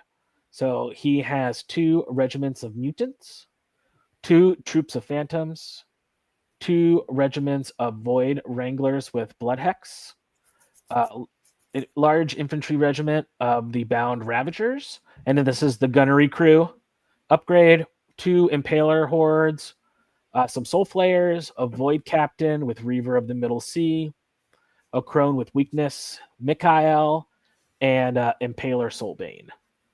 And he is 14 units, 24 unit strength. So he's playing Tom's dwarves. Tom's got 1, 2, 3, 4 regiments of Iron Guard with throwing mastiffs. He's got a horde of bulwarkers with hammer of measured force. He's got 3 troops of sharpshooters. He's got a behemoth with Golok's upgrade. He's got a berserker lord with Blade of the Beast Slayer. He's got 2 steel juggernauts and 2 dwarfs on large beasts with unit strength of 24 with 14 drops. Why isn't he taking the formation? You'll have to ask him. I don't understand. Yeah, but probably points. That would be my guess, and squeezing in a banner bearer at that point. But I mean, this is definitely good dwarf stuff. The stuff we've been seeing: Steel Behemoth, specifically Golok's Fury, Steel Behemoth, Steel Juggernauts. Also conspicuously missing Faber, Tom. But that I also suspect he is pretty lean on items. Like I see the throwing mastiffs, which they're still good. You still want those so you can clear chaff and do other stuff. Right. So it is pretty lean. I'm mostly just giving him some ribbon since he's in the chat. But with Twilightkin, this is again another pretty standard. It's definitely got some adjustments, which is what I like to see. Like there's some differences. It's got Void Wranglers in there. 1 extra mutant, some Impalers. It doesn't have the Fleet Wardens like Corey had, so there are definitely some differences, but it's still a well-rounded, little bit of everything Twilightkin list. Yeah, I don't know. I look at Tom's list, and Tom again a better player than I am, and similar to what other people are taking. We're going to go through 7 of these Imperial lists, and they're all pretty similar. They're all kind of samey, but Tom's is different. Well, relatively different. Insofar as he's taking 2 Steel Juggernauts, he's not taking Faber. He's not taking the formation. You know, he's made other choices, right? I mean, I think the horde of bulwarkers with the hammer is legit. Oh yeah. You know, if you're not going to take a horde out of the formation, then that's a good one, right? Especially with the phalanx. But again, I'm looking at the Twilightkin list, and I love that list. It's got a little of this, a little of that. Once again, it has different distances or different ranges, different heights, different. It's a lot of different tools. It's probably looks really cool on the table too, to be honest, right? So I don't know. Oh, he took. I totally missed it in the read off. He took the Ravagers with the gunnery crew upgrade. That's awesome. Yeah, I think that's the first time I've ever seen that. right. Yeah, and this was very similar when we played a Babe Kings was in 1995, so minus a little bit in this, but very similar to this list. Really well played, and I think that's I was pretty vocal in a fear of Twilightkin maybe getting over nerfed, but it seems like people have found that the way to play this army is to play that little bit of everything, which is cool. I think that's a good to have enough interior fighting for goodness that there isn't obvious, oh, you should only take this unit or only take that unit, that it's a list that has a lot of different attachments for your Swiss army knife. You've got a lot of little upgrades there. You say this, but I have a suspicion about one of the lists that's coming up inevitably. Right. But at least these two are pretty well rented for sure. Sure. I don't really know who to give the edge on this one. I think that this is just going to be a good game. I think Tom has the ranged edge for sure. Sure. But obviously it's Twilightkin, so they've got a little bit of negation against that. But then the flip side is that it's also a bunch of defense 6, so the Twilightkin are going to hit, and they're going to have to kill some stuff, or they're going to bounce off, and they are a lot of glass cannons for the most part, so... Right. I think it's going to be interesting. I think stockpile is good for Tom. I agree with that. Yes, 100%. Because Tom can force the issue. He can walk up and start taking tokens. Like it's effectively a progressive scoring without being progressive scoring. Because much, right? Yeah, if you can get there and start picking them up. I also, once again, I gave Steel Juggernauts. I think I don't give them enough credit. I think that Faber is what you would want because the 7 attacks actually matter. The dash 15 actually matters. But Steel Juggernauts can stand behind units of Iron Guard and pick up tokens, drop, pick up. Right, and they can essentially be the second line in the back, being like, if you grind through that first line, you're not going to get me, and I've got all the points, right? Yeah. So I think Tom has something going for him on the scenario because of that.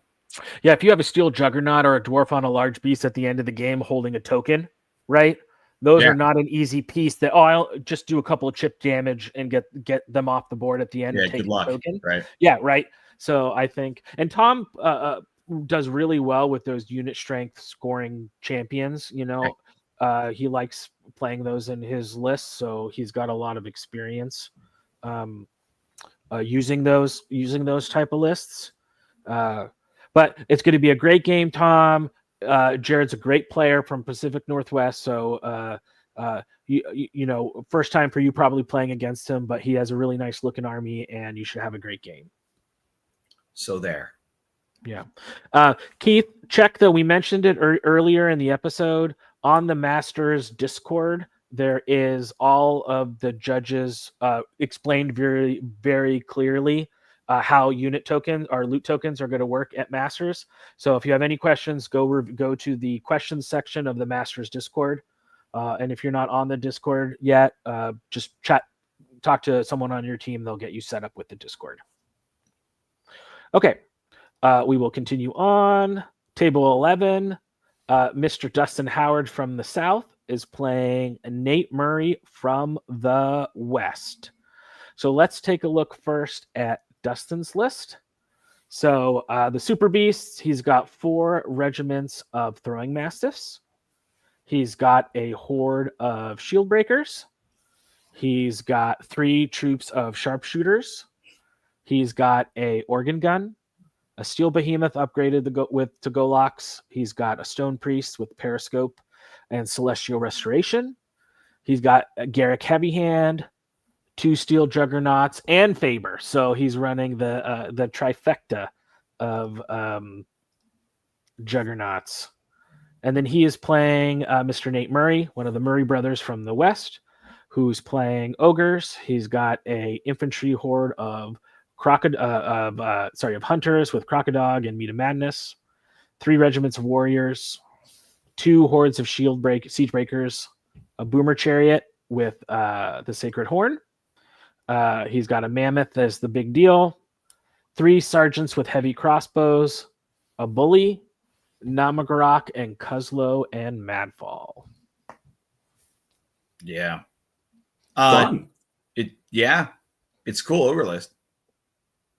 I don't want to say that I quote unquote feel bad for Nate, but like he's going to set up his army and he's going to look down at the table. He's going to look across at Dustin Howard. Dustin's going to be like, "Hey, Bobby, what did you do? Doing finger guns and stuff." And after about halfway through turn 1, Nate's going to go, "I have no idea how I'm supposed to win this." Right. And then Dustin is going to dictate the game for the entire time, I think, in this matchup. Mm-hmm. Right. Only because for 2 reasons. One, I really love Imperial Dwarves in this scenario. He's got the Steel Juggernauts to pick up stuff in the second line. And he's got, I am a big fan of Gollux Fury for the Iron Resolve aura, backed up by Garrick Heavy Hand with the Radiance of Life. So you go in, you do damage on defense 6 stuff, and it's like, well, I healed 2 of them. And then why don't you go back in again? You didn't break me. You only wavered me. Headstrong, right? So getting through that is hard, especially since I'm looking. He's got a horde of Celestial Restoration behind it too. Right? So he's somewhere else. He's got the periscope up. He's snorking around, right? So I look over at the ogre list, and he's got 2 hordes of siege breakers and a mammoth, and then a bunch of. It's big deal mammoth, right? And he does have Cuzlo, and that's the lizard. Yeah. So it's he does have that -2 nerve. The one downside being that it's -1 nerve to his stuff potentially. Sure. But that does help, right? Because that anytime you can take a functional 17 kill down to a 15 kill before you start rolling dice is good. Is really good in my opinion. And technically, I think it's -3 because it's brutal 2 on the mammoth, right? Yeah, so it's a -3. He's technically taking it down to a 14. Well, it's legit, right? Which is it's good. Like this is one of the styles of ogres that I've seen kind of emerge now that we've finally broken the monopoly on siege breakers. But the counterpoint here is that defense 6 is hard to chew for. Yeah. And I do think that Dustin has a lot of tools to kind of force the issue. He's got enough shooting. He's got the right types of shooting. Like it's all piercing 2 for the most part. Right. It almost all hits on 4s. Or has steady aim. Like in Dustin's list, he's got a horde of shield breakers, and it's a giant. It's for the price point. Yeah, it's a dumpy horde of infantry that moves 4, but it's 25 attacks hitting on 3s with crush 2. Yep. Yes, please. Yeah, he didn't even take Banshee. He doesn't need it. He's just like, I don't care. No. Yeah. And from experience, I hate Garrick. He's great. He is absolutely. Defense 6 and an individual who, Radiance of Life, Regen. Mm-hmm. He's great, and he's a pharaoh. He has stopped me from losing my flank so many times. Right? It's like, go solve that problem. Yeah. Right? Go get in the way, buddy. Right? Because all these other things, it's like you can get enough impact to want to get it, but when you've just got that little tiny individual base, like it's so hard to get enough actual. Like that's why the Pharaoh was cursed for so long. Yeah. I definitely give Dustin the edge here. I don't know Nate personally, so that's not a judgment on his capabilities. This is just strictly I do know Dustin, and I think this is a decent list matchup for him. Absolutely. If I've met you before, Nate, hi, and if not, come say hi. Nate, Nick Murray, two of the West Reno guys. Nate definitely has been wanting to get better and be more competitive, and there couldn't be a better person for you to play against is Dustin Howard. So this would be a game, if I would talk to Nate, go in like a sponge. Just go in and just absorb and like watch what Dustin, he doesn't take any movement that there isn't a plan behind, right? Yep. So everything is particular, everything is precise. Right. Also, too, in case of a zombie takeover, I'm going to get Kyle Timberlake and go hide behind this table because Nate is also a very large gentleman and Dustin is a very large gentleman. So this is the table when I need help breaking up any shenanigans. I'm going to go get these 2 fine fellows. So, but should be an interesting match. Awesome. Okay, so we're going to go on to table 12, which is Nathaniel Johnson from the Midwest versus Big Dan Wright from the Pacific Northwest. So let's take a look at these lists. Okay, so Nate is bringing his Grim Guzzlers. He's got 1, 2, 3, 4, 5, 6 regiments of Iron Guard, all with dogs. He's got triple steel behemoth and 3 dwarfs lords on large beasts. 12 drops, 24, all defense 6. So Dan Wright, he's got Rangers go pew pew. So this is a free dwarf versus Imperial dwarf battle for our hearts and minds. He's got 2 hordes of shield breakers with Blessing of the Gods and Chant of Hate, 3 regiments of Rangers, 3 regiments of Ironclad with Throwing Mastiffs, 2 hunting packs, a Stone Breast with Alchemist Curse and Barkskin and Fireheart Amulet, a Army Standard Bearer with Bane Chant, 2 Lords on Large Beast, and a Stoneclaw Champion.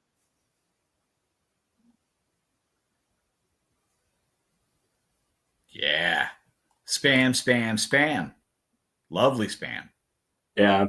Right. I've seen this Nate list before. I've seen it played before. It's actually, this is as crazy as it sounds. I actually don't think this list is as scary as it looks. Like, it is defense 6, but unlike a lot of the other dwarf lists, it has every wound that hits is sticking, right? Like, yeah. So if you can get in there and start hitting it and pin down those dwarfs on large beasts, then those infantry got no crushing, right? Like, you get in there, you just grind them out, and then you just have to isolate and get rid of the steel behemoths and dwarfs on large beasts. And it's only 12 units, so you probably outdrop it on average. We said the average drop in most lists is 14. So you should be able to lock it down and get to some flanks, and then you can start rolling a flank, and then you can win. Yeah, I think you have it nailed. The interesting thing here is that everything except for the steel behemoths in Nate's list does 2 wounds. I've played this. I've played it for years. Everything does 2 wounds. If you're lucky, it does 3. Like, you know what I mean? And meanwhile, those 2 hordes of shield breakers, the Rangers can do a little bit of. They're not going to do shit. They're not going to do anything in this game. They're going to ping the ping. They'll plink, right? But it sticks, right? Every wound sticks. That's right. Well, unless they're outside of the Galax, the Iron Resolve range, right?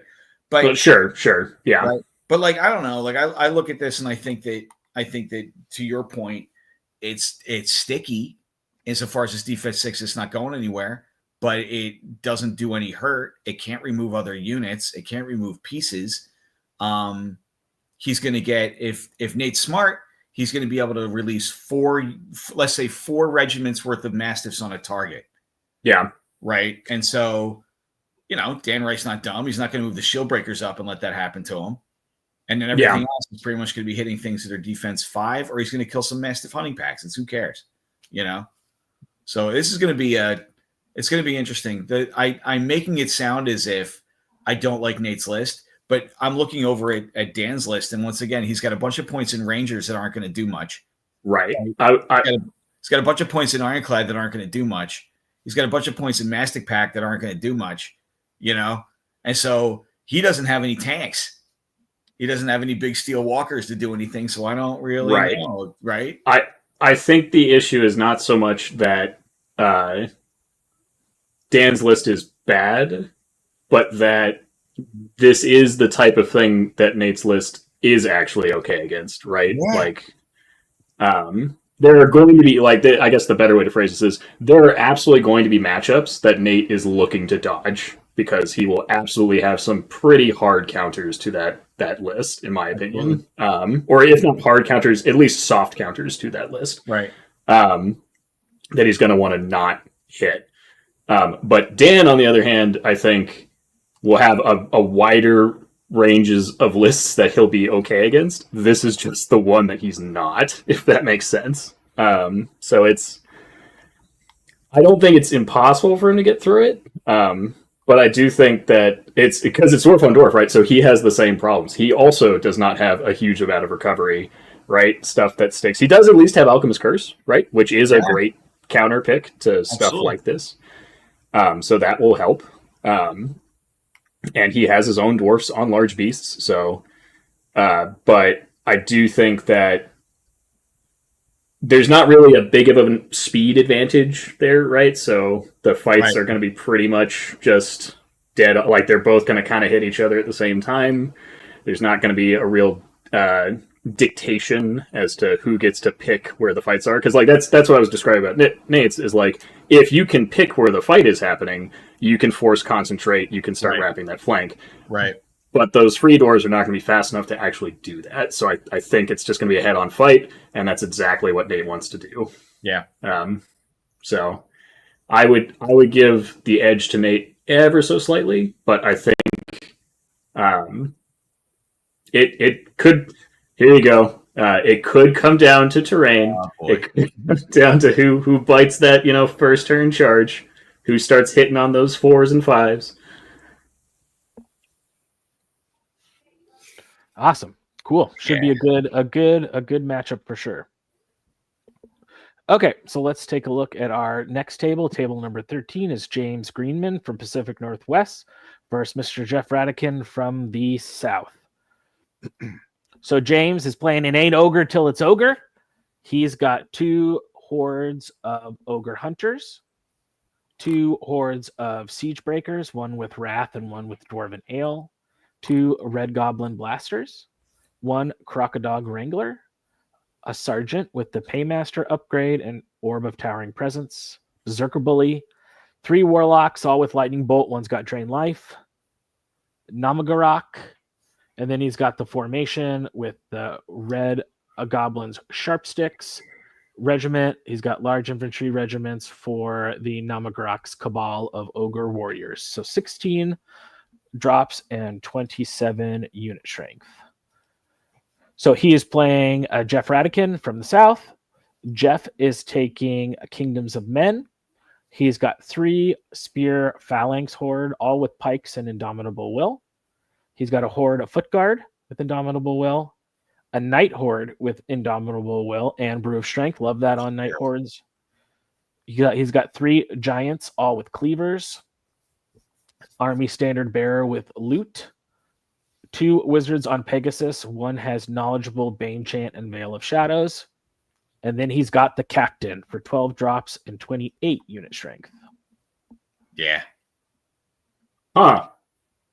This is not what I expected Jeff to run, though. In fairness, I think he sent me like 6 different lists over the course of the last 2 months and asked opinions on them. So it could have been any of them. But 3 Giants is usually not his MO, but I actually like that here.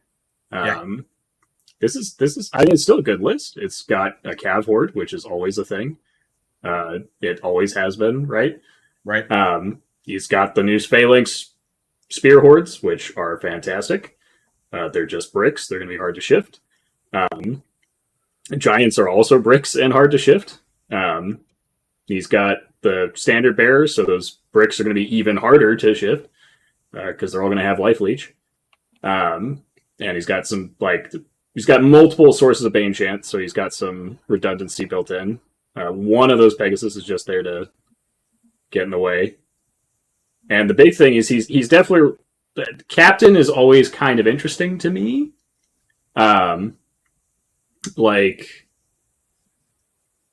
It's one of those things where I think if you've played against lists enough, it doesn't hit as hard, but it can definitely be a big scenario winner when we're looking at like Masters style play.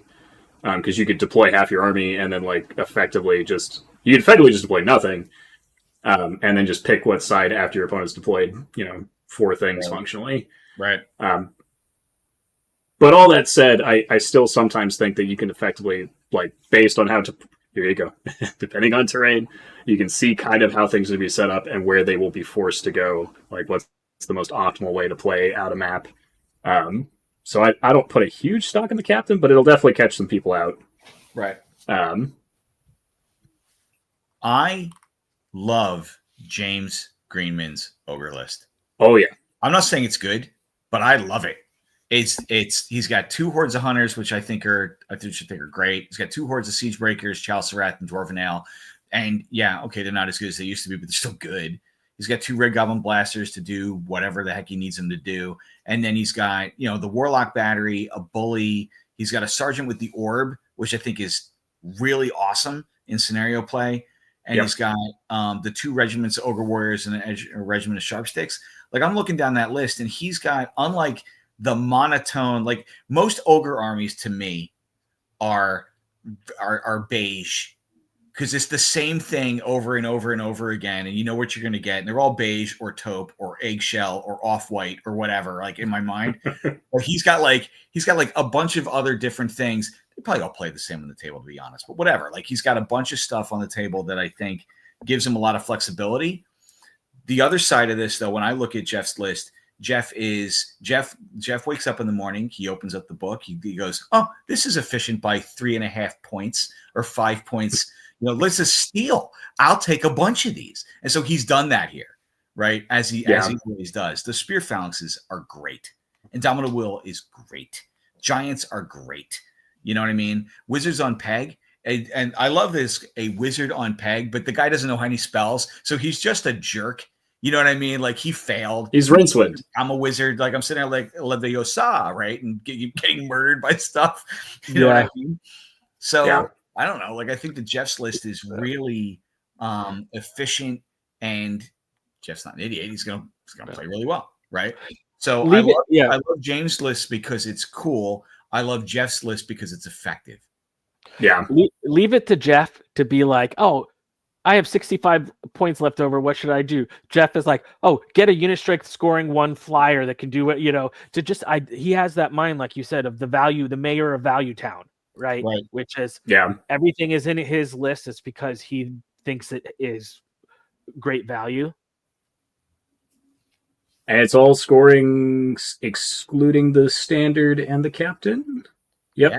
So 10 scoring units. That's probably like the only thing that I think is a little spooky, is that means you could potentially run out of scoring stuff in matchups that aren't this one. But I think in this matchup, James's biggest advantage is he's got more drops. So he needs to use that. He's got to take advantage of the fact that he can try to maneuver a little bit, because that Cav Horde's going to delete 1 unit a turn once it starts getting stuck in.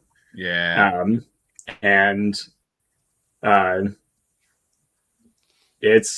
I mean,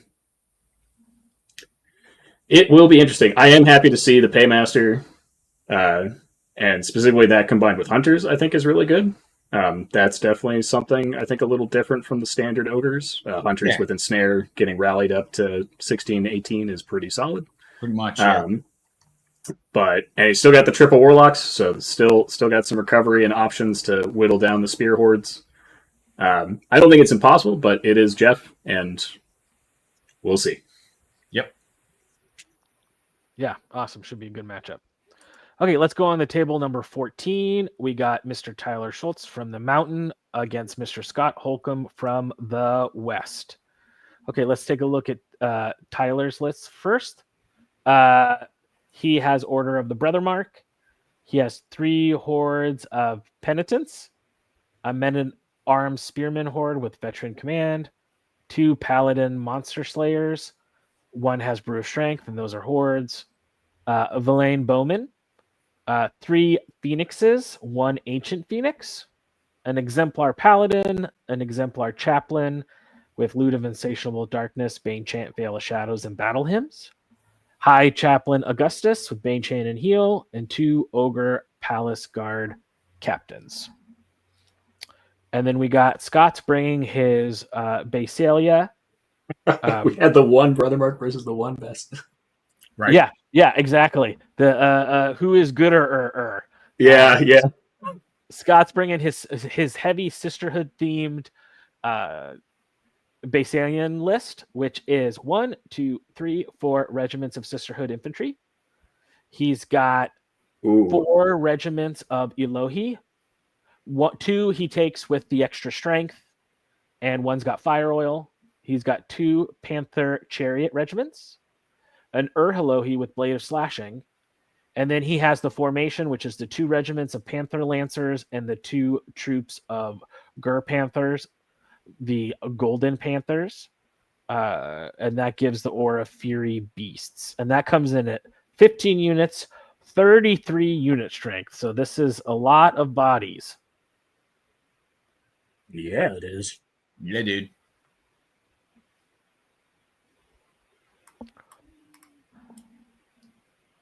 And it's I know Tyler's list. Yeah. Right? So it's Go everywhere go all ahead, the time. Right? Man. People are pointing out, and it is correct, because these are the 2 highest unit strength armies in the whole event, which is actually crazy that they got matched up against each other. 31 and 33. Yeah. Crazy. But not strictly the most drops. There's 15 on 15 on 15. 15. Okay, so tied on drops. Sisterhood infantry are going to be really good against those Pentients, but they also don't necessarily want to get hit back by that. Like it's actually pretty good for a matchup too, because the rampage boost is helping them, and they will get that first impact, but they're still defense 3. And the Alohi are really good as chaff pieces, personally. Like, those regiments with the 2-handers are probably looking for kind of playing the Soul Flayer tactic of, like, find that flank and squeeze in there. Yeah. But the 2 that are still defense 5, like, those are just chaff pieces. They're some of the best chaff in the game. And Alohi for some dread. I like this list. This is cool.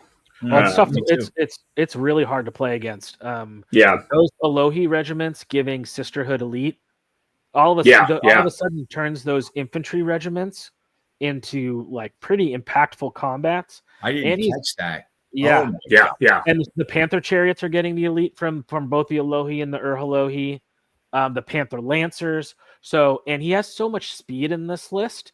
Usually he dictates the charges he wants, and he gets those Sisterhood infantry regiments where he wants them to be. They're the back line, very difficult to maneuver around because you have 4 Alohi regiments.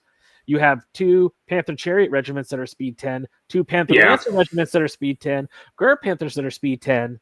It can be a very difficult list to outmaneuver. Yeah. Some of it, so like the thing about the Panther Lancers, the Gur Panthers from experience, is that they're more chaff than they are like impactful units. It depends a lot on the matchup and other stuff. Like, obviously a Gur Panther flank into those Sisterhood infantry would be really impactful. In this case, the Pentients on the other side, it would be impactful there. Anything that's low defense, they can still make a big impact on, and there's low defense stuff in Tyler's list. Right. So it's not that they don't have targets. Tyler's like counterpunch here is going to be the Monster Slayers, which are still really solid, and those are also big chunky hordes. This is going to be fun. I don't have any other words to describe it. Like, this is just going to be a fun matchup.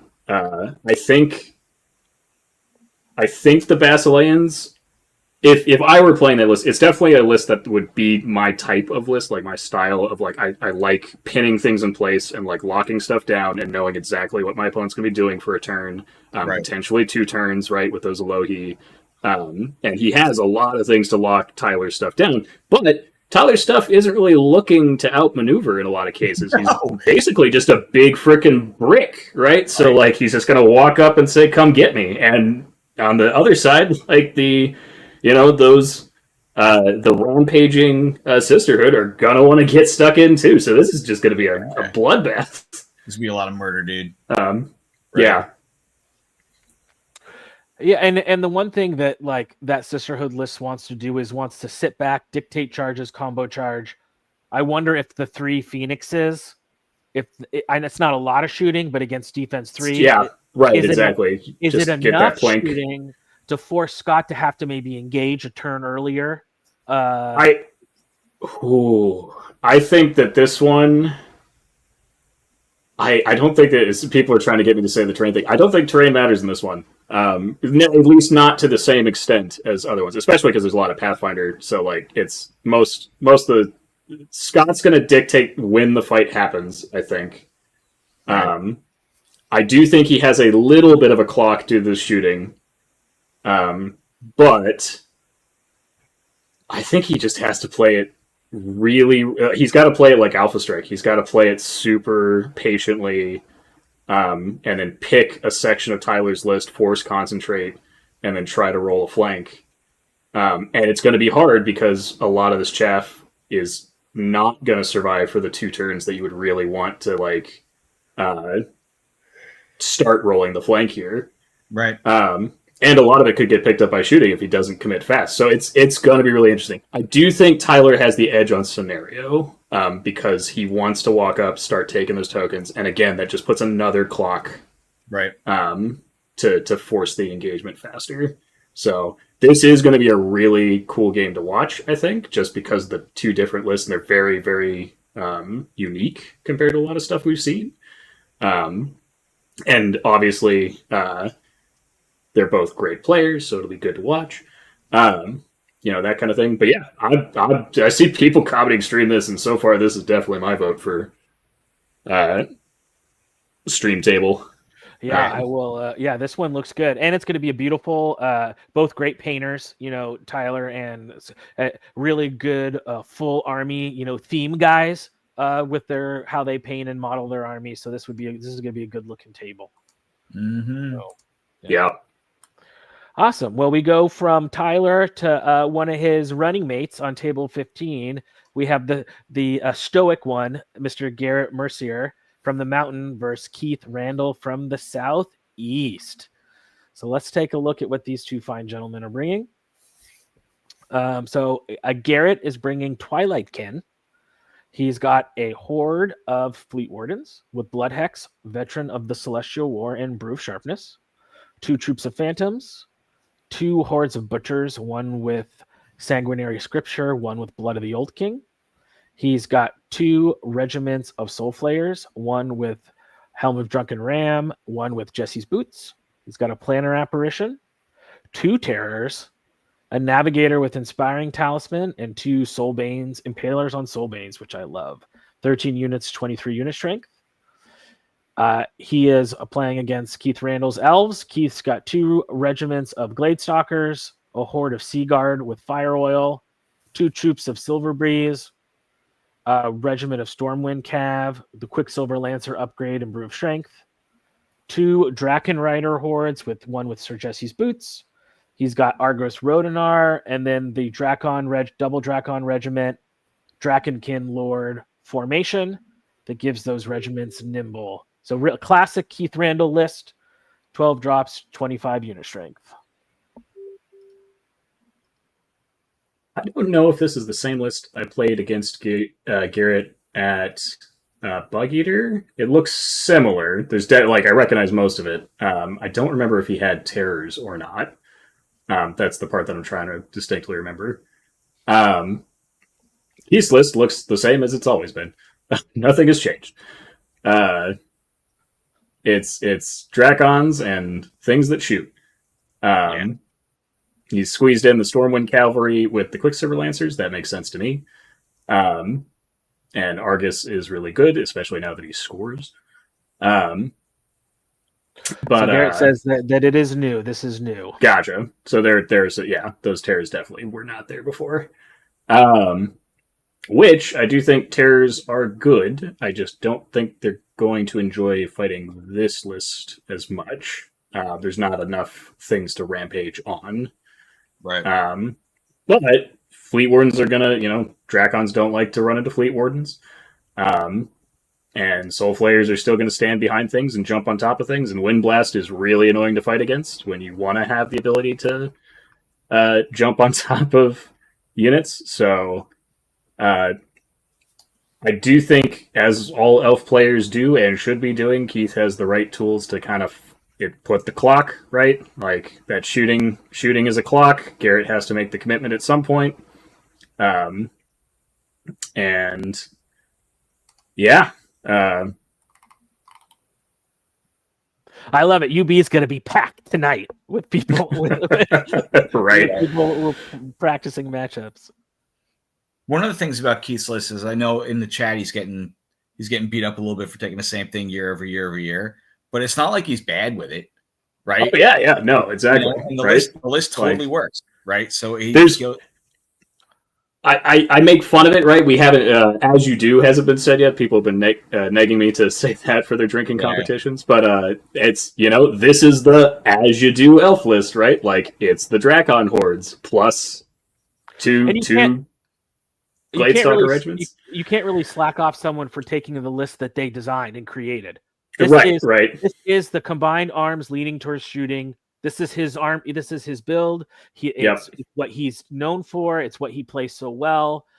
So precisely, this is this is his baby right here. This list. So right. Yeah. If the three pillars are grind, shooting, and alpha strike, then this is you lean as hard into the shooting and alpha strike as you possibly can while having zero grind. So yeah. And it works really well with elves. Absolutely. So. Right. Which it should. Yep. And I like the Horde of Seaguard. I know Keith has been back and forth on playing lots of different variations of. I know he played with a Palace Guard Horde for a little bit. Maybe trying to use the BSB and elves. Is there something in there? But I think the one in playing against this list a lot, if he does get unlucky and lose a couple pieces, he doesn't have a lot left on the board. But I think even a defense 4 Horde, it gives him some body, right, that he can stick in terrain, right? Yeah. I will say taking bets now, so start up those betting websites, God forbid, on Garrett Mercier being awake at 4 a.m. still painting his army the night before. Well, that's the question, right? How close is this to being finished painted? That's the will he be painting in the car while driving? Awesome. Great. Should be a really, really fun matchup. Table 16, we have Mr. Noah Hutton, which I think is Jake's brother. Is that correct? It is. Mid-Atlantic versus Nick Murray from the West. So let's take a first look at Noah's list. So he is playing Ratkin Slaves, which maybe is his list also for Crossroads, I'm thinking, Mr. Corey Reynolds. Or they could just be at a Crossroads. Deciding, their future. But we got 2 hordes of slave wretches with Last Breath. Got a horde of decimators with Blessing of the Gods. 2 hordes of slave nightmares with blight cannons. 3 Katushan rocket launchers. An Ironcaster, Golek Skin Flayer. The Ironcaster has Mindfog Alchemist Curse. He's got a Kryza Gore Impaler, and then the formation, which is 2 slave warrior infantry horde, regiment, and then also another regiment, and then a chariot. I'm not really familiar with what this formation does since it's Ratkin slaves. So the chariot taskmaster can pick a infantry, one of the slave regiments, basically, and make it explode intentionally. You can just trigger their last breath. Yeah. Okay, gotcha. Nick is bringing undead. He's got 2 skeleton spearmen regiments, 2 wraith troops, 3 hordes of whites, 1 with Meat of Madness and 1 with Sir Jesse's Boots. He's got a Necromancer with Surge and Veil of Shadows, a BSB with Tome of Darkness and Surge from the Tome of Darkness. He's got Morgoth the Faceless, a Lycanus, and then he's running the Zombie Legion, which are the zombie formation with his 2 legions of zombies with that Gore Blight, Cloak of Death, and then the Vicious Aura, right, for zombies? I only remember the Cloak of Death, to be honest. Rallying 1 for the -29. Yeah. Yes, that's it. Yeah. And the zombies get Iron Resolve and Phalanx. Yes, gotcha. and so Phalanx. Stick around forever, right? Which, once again, for this scenario is going to be good. Right. Yeah, make some super tanky hordes. Right. Or, sorry, super tanky legions. Yeah. I had the opportunity to play Noah at Orktown, and I played against this list. And man, nightmares just aren't good for the points you pay. And he was trying to tell me these are amazing. This is how the army's supposed to work, and then it didn't work. I don't know. I think the nightmares could be something else, but the rest of the list does what it's supposed to do. I'm gonna throw an alternative on that. That's I agree, but partially. I get what he's trying to do with them, which is ideally the way you want to play this style of Ratkin Slave specifically is you throw the Ratkin Slaves in front, and then you create the little buttresses, you put your shooting units in between, and then you fire through, and then the Ratkin explode, they do more damage, and then you clean up with the shooting units. I think the problem with Nightmares is they're better. The whole point of them in the Ratkin list, as opposed to Ratkin Slaves, is that they're a counterpunch unit that has a shooting attack, and so you want things to engage them to make use of their high defense and their high nerve because of rally. Because they're better in combat than they are at shooting. The shooting attack is a bonus, not their focus. Right. I think that this list would be better served if he had more Decimators to do the same thing that he's trying to do, because I think Decimators do that job better. Absolutely agree. So it's the right idea, but I think those Nightmares should just be more Decimators, and he could definitely afford them. I think if he squeezes some points around. And they're almost as good in combat, but they are significantly better at shooting. Oh yeah. And I do like the style of the list. I think he's doing the right things there. It's hard to squeeze in things. Ratkin Slaves are kind of this nebulous thing. I would prefer to see over Kryze's Gore Impaler. Every time I play against Kryze's Gore Impaler, I get scared for a minute, and then I remember it doesn't have Pathfinder, and you stick it in a forest, and I just laugh at it. Right. So it's cool conceptually, but I just feel like I would rather see Tunnel Runners with +1 to hit as a backup unit to scare things. Right. But yeah, other than that, cool list. Ratkin Slaves are... Yeah, exactly. Some of those other lists, like the ones we saw earlier, Tyler, this Ratkin list might actually do good against. Adam makes a good point. Oh, that's true. Absolutely. But not this undead list. He will absolutely eat those zombies lunch, but everything eats the zombies lunch. That's the point. That's who cares. Yeah, and the thing that's going to hurt are the zombies will happily go toe to toe with those Ratkins.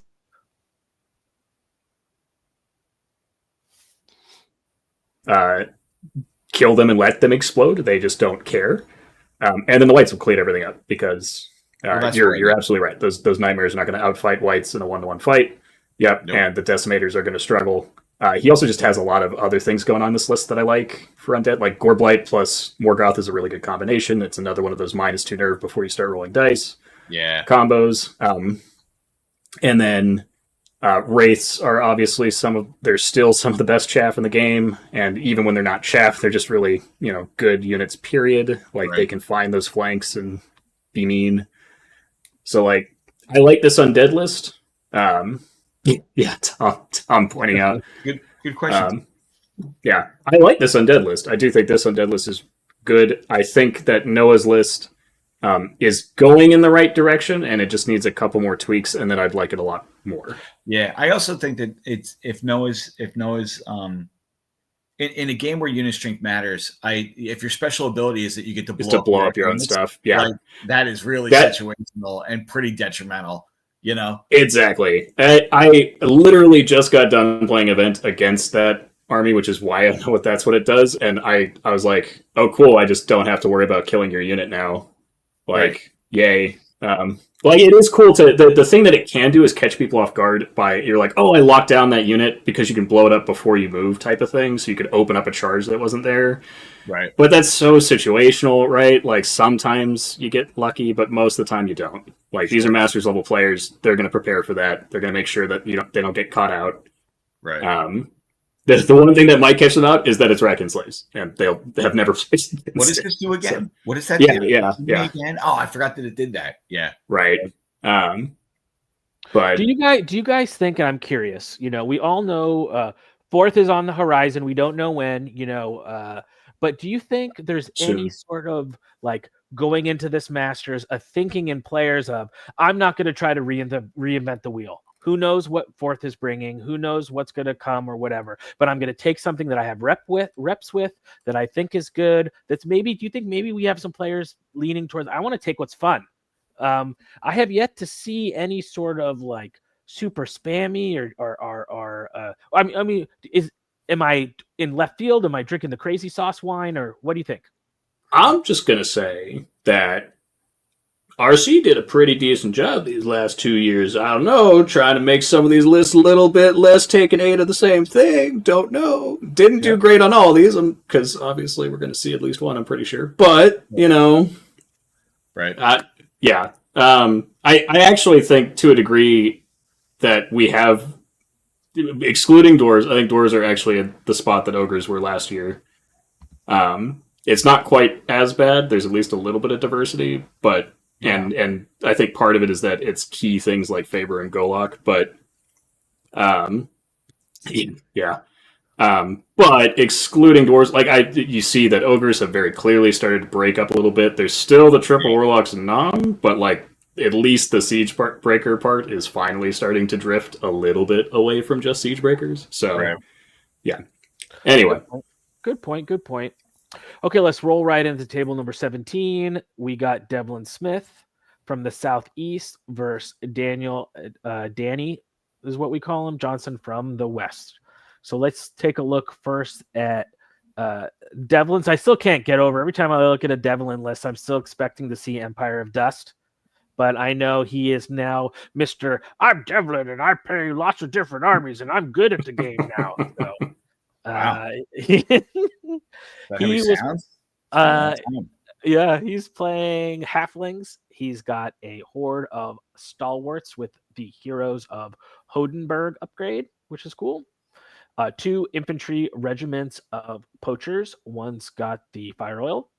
2 edge grenadiers. 2 regiments of those guys. He's got Forest Troll horde with Chalice of Wrath. 2 Jugger Cav regiments with Relentless. One's got Meat of Madness, one's got Blood of the Old King. Sure. He's got 2 harvesters, a muster captain on a miniature Arales with sure-footed captain and mournful blade, 2 sorcerers, and then 2 captain on winged Araleses, both with Relentless. One has Blade of Slashing. And then we got Danny's list. Danny is playing Northern Alliance. He's got an Ice Naiad horde with spears and Hammer of Measured Force, 2 Pack Hunter regiments, 3 hordes of Frostclaw riders. He's got 3 regiments of Snow Foxes, a Frost Giant.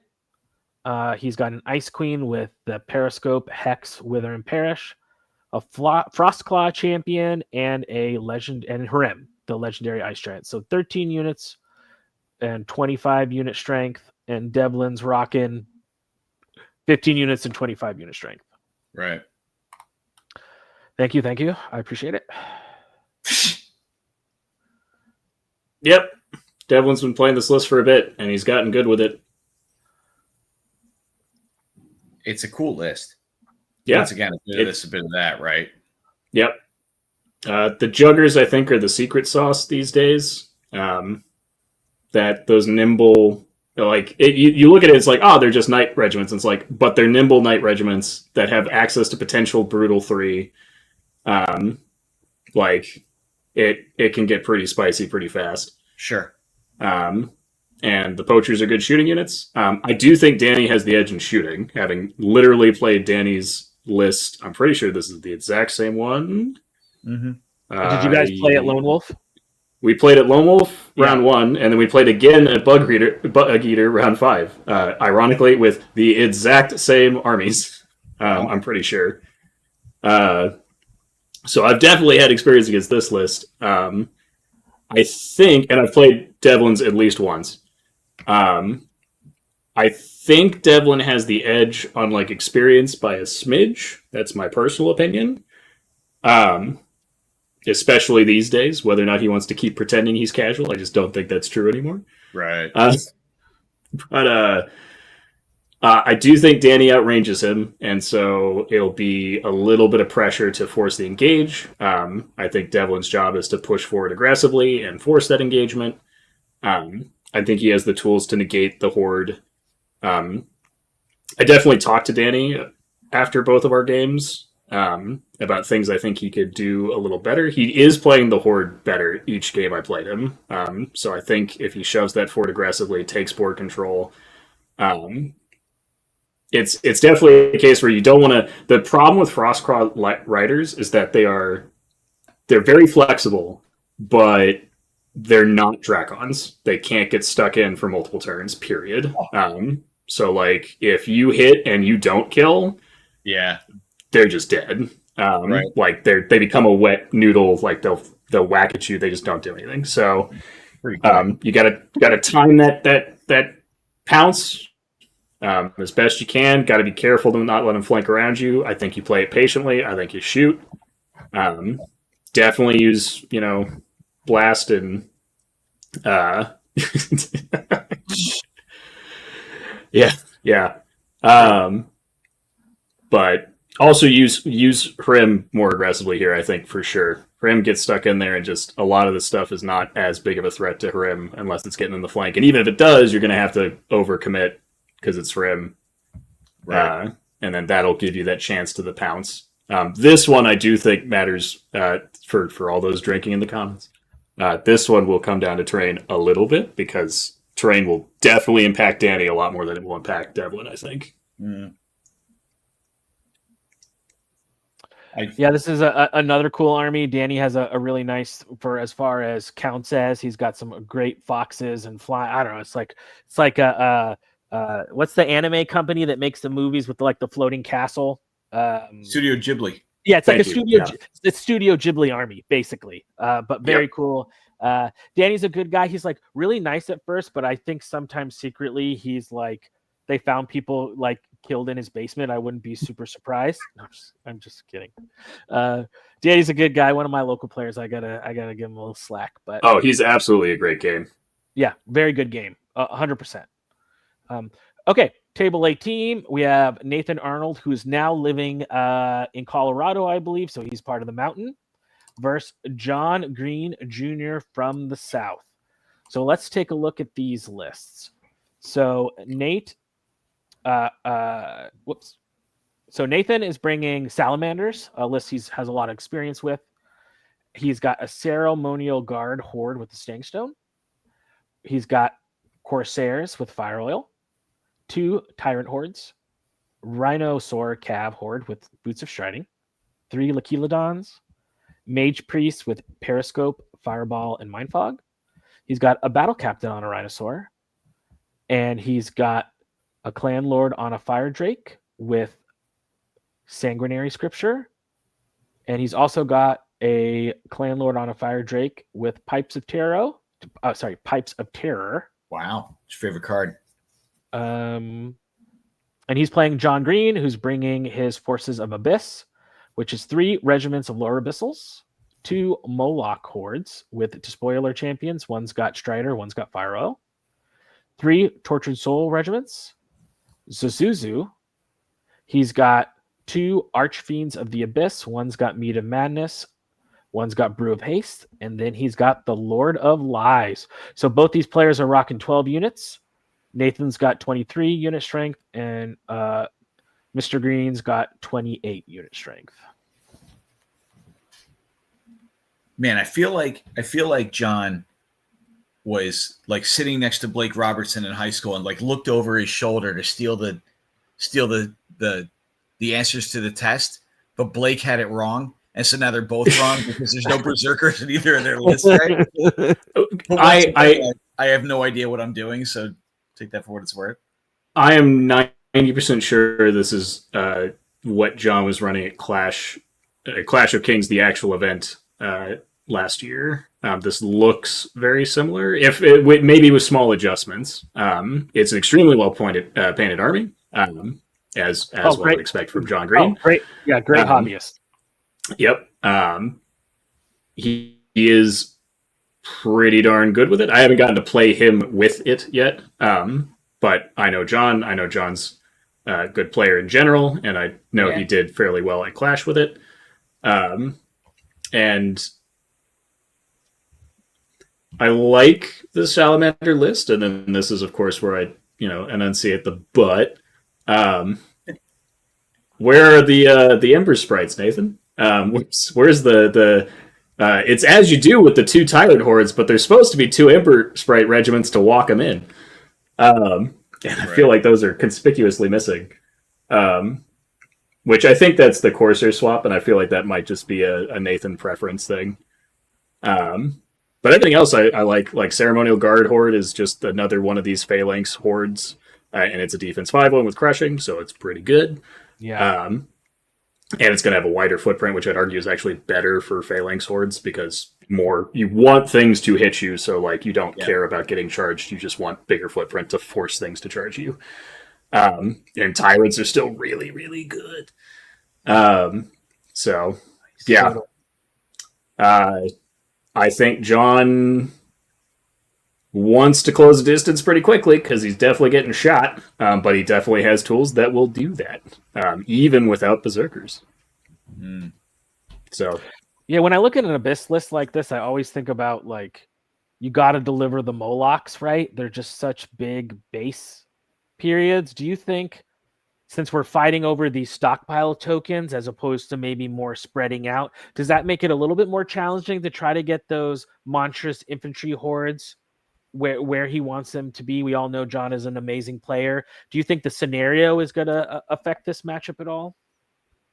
I think Nathan gets the slight scenario edge because I think, and it's tricky to say that, John has pieces that are clearly designed to hold tokens. Those lower abyssals, their singular purpose is like, right. Yeah, they're there to hold tokens or get in the way and prevent double charges. Like they're the token chaff unit, pun intended.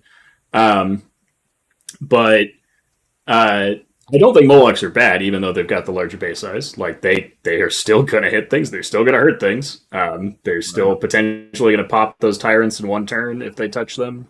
They'll hurt the rhinosaurs pretty badly if they touch them. So it's I think Molochs are still really good. I think the base size has always been you can't get the multi-charge, but I don't think you need to all the time. And he does have, I think, the right tools to get the multi-charges where he needs them. Like he's got Tortured Souls. You don't have to throw 2 Moloch hordes into one thing. You throw a Moloch horde and then, squeeze in some Zuzuzu help, or the Lord of Lies, or one of those Titans. He's got triple dragon, right? Like, so he's got some speed on his side. Yes, absolutely.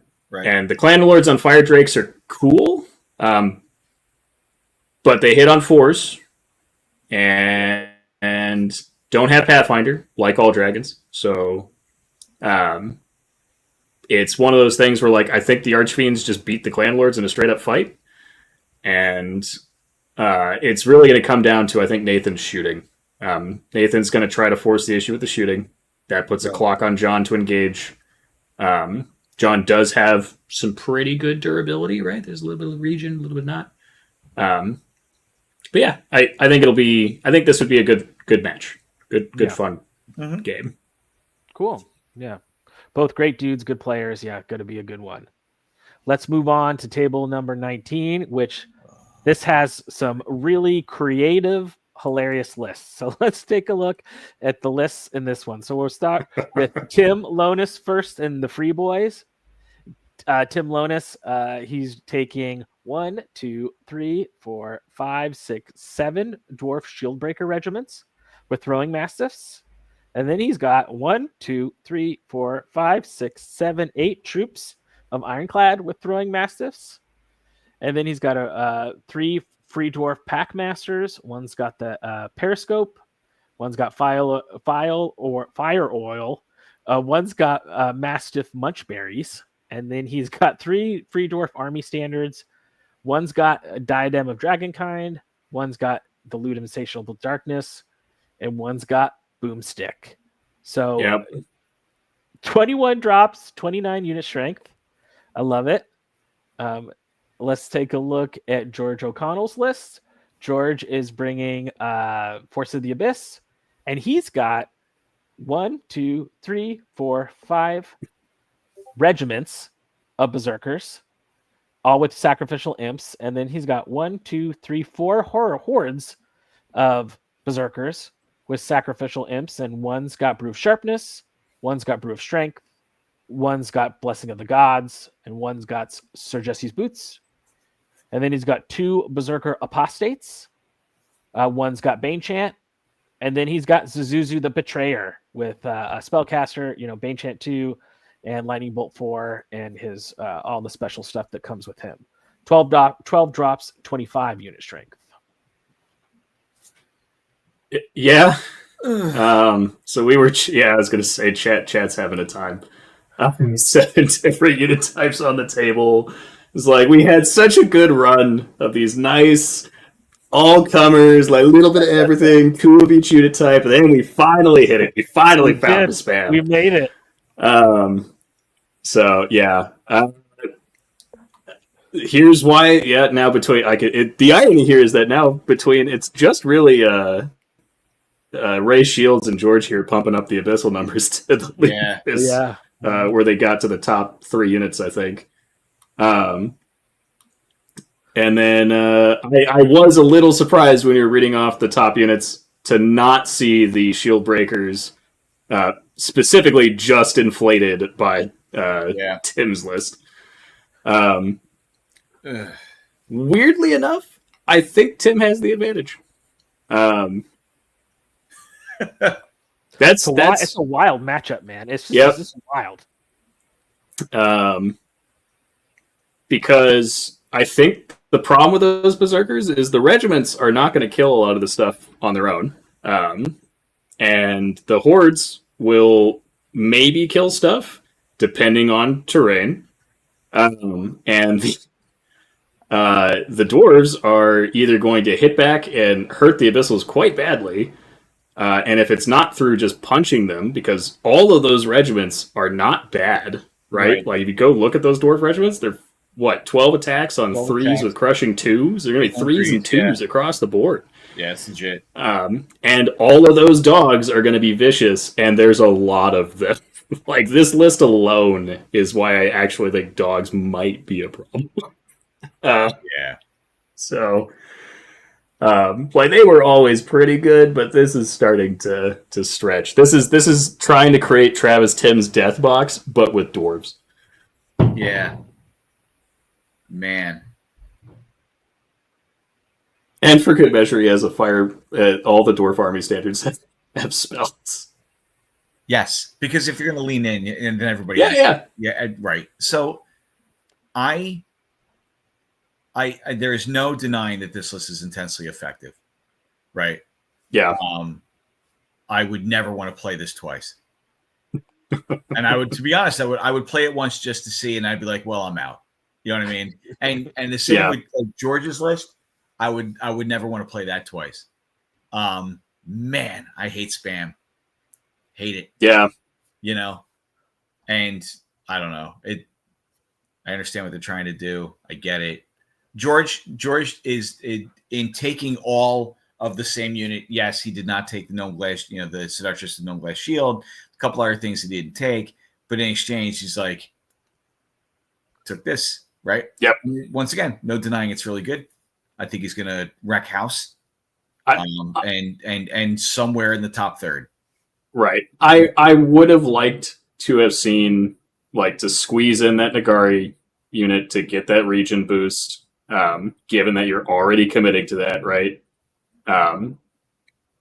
But yeah, I mean, we'll see. He's got a mission. It's Alpha Strike. It's pick and choose. It's going to come down to, Jeremy said it, one of the many matchups before this with Alpha Strike is, if you get the right combats and call your timing right, he'll be good. I will say that Tim's list is an exceptionally difficult list to find that timing for.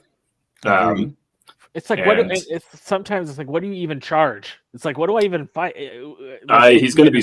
If Tim's playing it right, he's going to be stuck charging those troops. He's just not going to get an option. So much useless things to fight. Yep.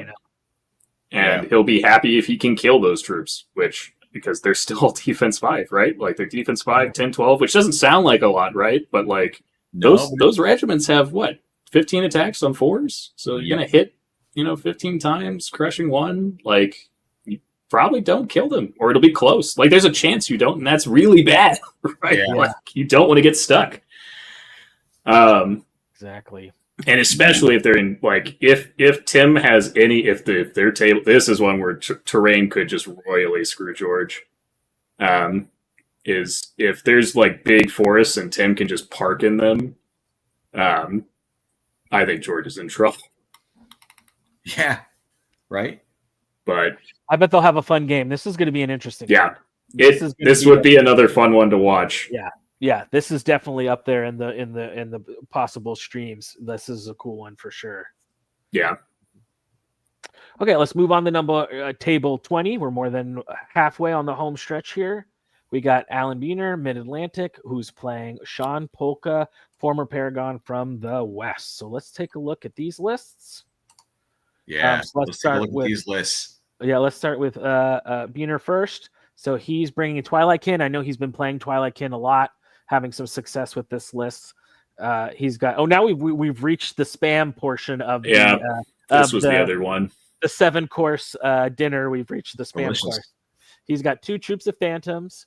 He's got 1, 2, 3, 4, 5, 6, 7 regiments of void wranglers, which is interesting. He's got 3 soul flayers, 1 with Old King, Blood of the Old King, 1 with Helm of the Drunken Ram, and 1 with Sir Jesse's Boots. He's got 3 crones. First one's got Amulet of the Fireheart and Enthrall and Alchemist Curse. Next one has Enthrall and Blood Boil. The last one is coming with the Zephyr Crown, Windblast 8. And then rounding that off is Her Majesty herself, Lathael Bleakheart. So 16 drops, 22 unit strength.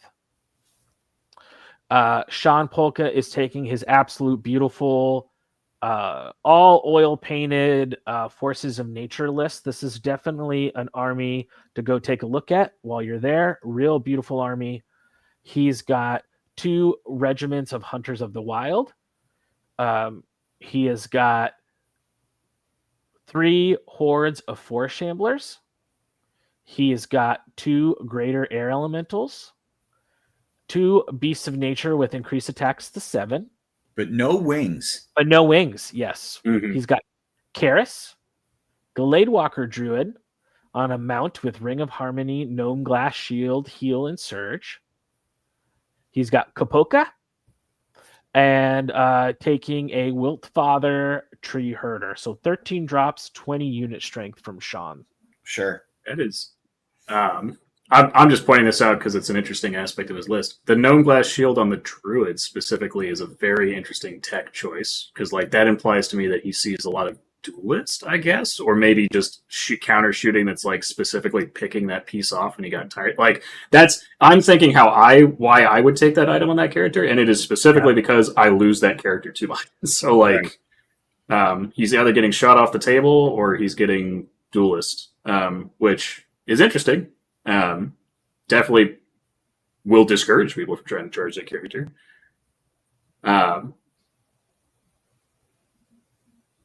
And this is pretty standard Forces of Nature for the most part. And then on the flip side of this is it is a highly specialized Twilightkin list that revolves around. It's a push and pull. Lots of it, right? Yeah. And a bunch of shooting off the Void Wranglers, right? We saw this with Night Stalkers in the 2024 mid-season with the Ravagers initially. I think a lot of people tried to do that, and then they discovered that it could win some matches, and it definitely caught some people off guard, but it wasn't like it was a win 3 or 4 games and lose 1, so you couldn't go the whole way type of deal. Yeah. And this is the next version of that. I don't think this is the only one we're going to see. I'm like 99% certain. And it is pretty surprising to me that I think Void Wranglers might have been a case where like they were already fine, and then it was just a case of everything else being just a little like if here's the line and like Twilightkin was just a little bit above the line, we brought the line down, but we thought that this was actually down here and we brought this up when actually what happened is we did this. And so like it's a case where I think maybe they didn't need the change in hindsight, and they were actually fine, but we'll see.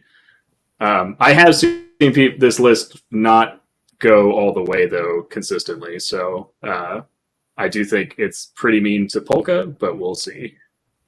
Yeah. I really like the I would hate to play against this list because I would feel pretty powerless, to be honest. Right? I think I would move into the wrong spot, and then Alan would just throw dice, and my dudes would move around during this turn, and they'd be dead. I really like Sean's list because of the Kapoka with the 3 hordes and the Willfather, right? So he's essentially going to say this part of the table is where I'm going to fight. Yeah. Right? And I don't know. I just don't know. I mean, he's going to try to do that, and Alan's going to be like, no, you're over here now. You know what I mean? The one kind of saving grace for Sean, I think, is that he can only push and pull twice a turn, right? He's got 2 Enthrall, he got 2 Wind Blast.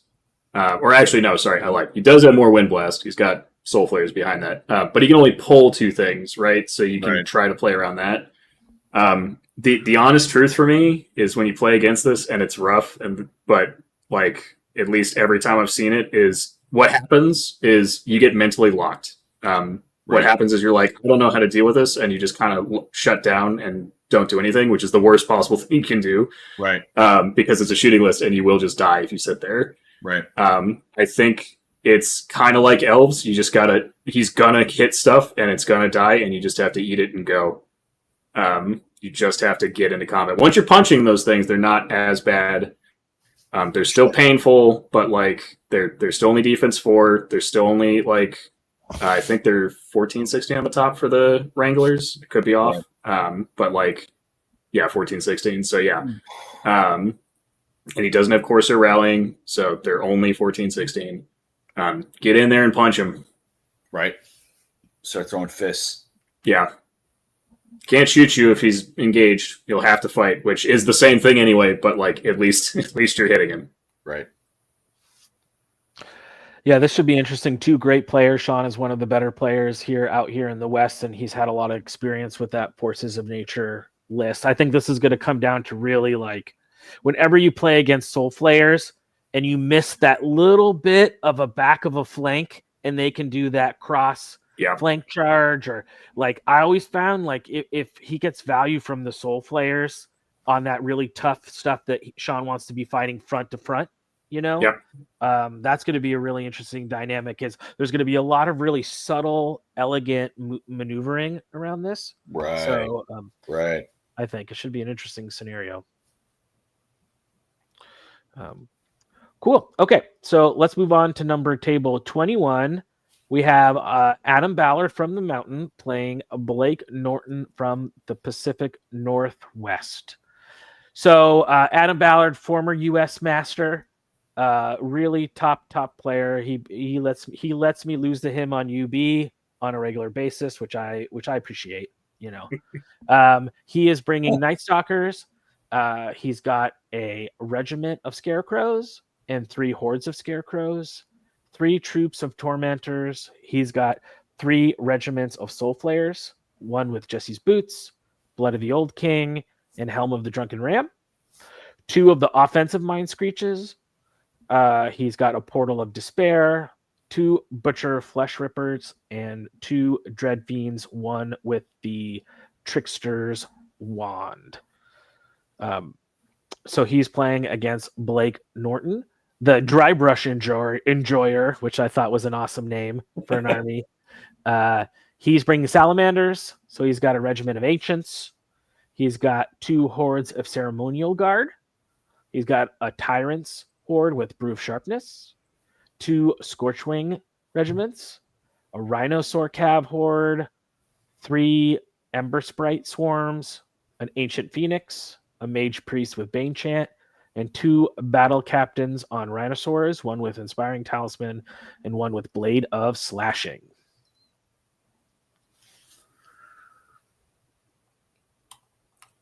Adam's list is really efficient and redundant and is great.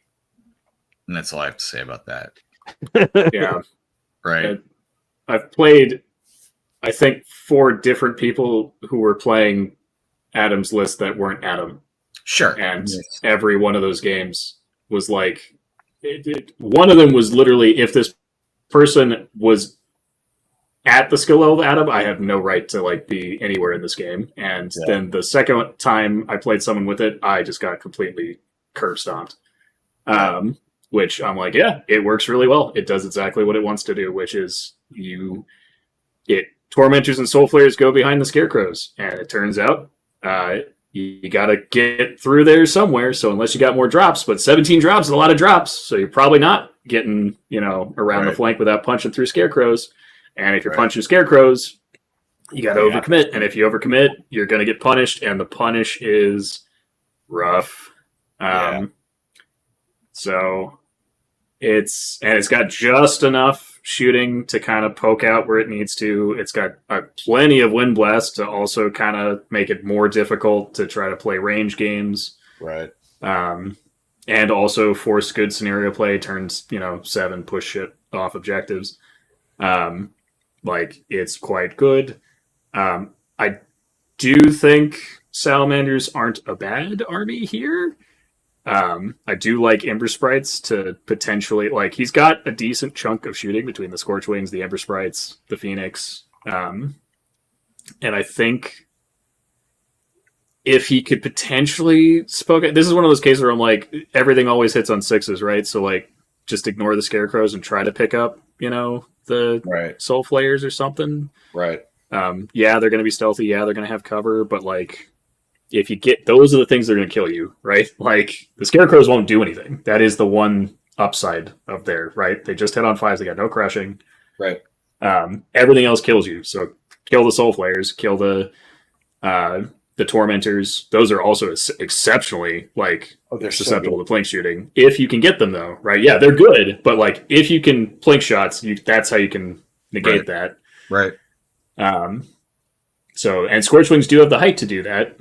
So it's not impossible, but it would be very, very hard for me not to give the edge to my good friend and, former master and just generally good player. And he's going to shamelessly plug his YouTube channel in the comments.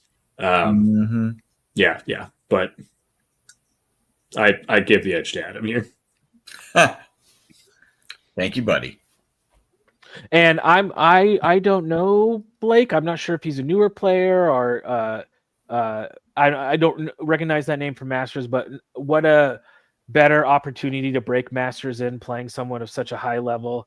And I'm going to say something nice about Adam. What I love most about him is how gracious and humble he is, in that he will play, you want to work out a list, he'll play with you. He'll crush you and be so nice about it. And just a great player and a really fine human being. So if this is Blake's first Masters, which I think it is, you got a really great opportunity to play one of the best in the country, and have that experience. So, and just do as Tom says, just don't get flanked. Period. Yeah, just complete it. Yeah. That's how you play the game. Just don't die, bro. Checks out. Okay, let's go on the table 22. We got Chet Dudik from Mid-Atlantic versus Aaron Chapman from the South. So let's take a look at these lists. Okay, so for Chet, he's playing Kingdoms of Men. He's got a Shield Wall Regiment, 2 Spear Phalanx Regiments with Pikes. He's got a Cav Regiment of Knights with Blood of the Old King, 3 Beast Cavalry Hordes, all with Fly and Speed 10, Thunderous Charge and Vicious, and Indomitable Will. One's got Striding Boots, one's got Helm of the Drunken Ram, and the other one has no item. He's got 3 Wizards, all on Pegasi, with Bane Chant. One's got Bane Chant. Again, that's interesting, taking the Pegasus Wizards for 65 points with no spells, just as a flying piece. Interesting. He's got a hero. It's hyper efficient. It's the thing you should do. Yeah, he's got a hero on it makes sense to me. Yeah. 3 Generals on Winged Beasts for 14 drops and 28 unit strength. Aaron's bringing Northern Alliance. He's got 2 hordes of Ice Naiads with Tundra Fighters and Spears. One's got Strength, one's got Hammer and Measured Force. He's got a Frostfang Cav Horde with Tundra Fighters and Brew of Sharpness. He's got 1, 2, 3 regiments of Frostclaw Riders and 1 horde of Frostclaw Riders with Sir Jesse's Boots. He's got a Cavern Dweller, 2 Ice Queens. One's got Heal and Veil of Shadows. One's got Heal, Mind Fog, and Hex. And then he's got Harem. So 11 drops, 23 unit strength.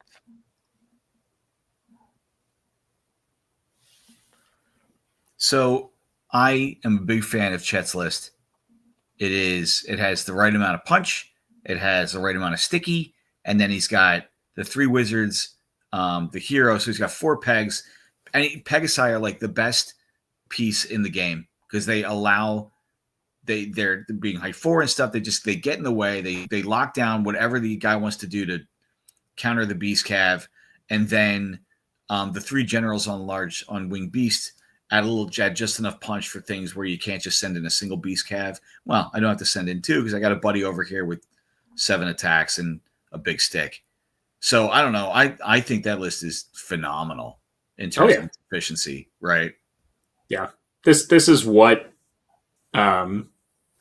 at least in my mind, I assumed more of the Kingdoms of Men players are going to lean into. But this is kind of the staple in my mind. This is what has replaced Brother Lady. Like now you take the Beast Cav here, you've got the Spear Phalanxes as big anvils, you have the Generals on Winged Beasts, you have the Wizards on Pegasus replacing what used to be unicorns.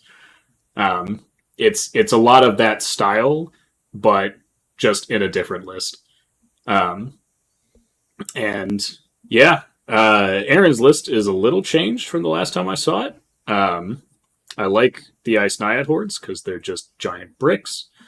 The Frost Claw Riders are mostly regiments as opposed to the big horde. He does have the one horde with the Jesse's boots, which does help a lot. I think that is the right unit to put that on. Not that he has anything else that needs the Strider, but right. Cavern Dwellers, I think, are still subtly good. They just sometimes get into wonky spots. Double Ice Queen, and then Harem is, Harem. Does Harem things. Yeah. Yeah. It's definitely an Aaron Chapman style of list. Like lots of big things that are going to hit you really hard and hurt you, and then some anvils to lock you down.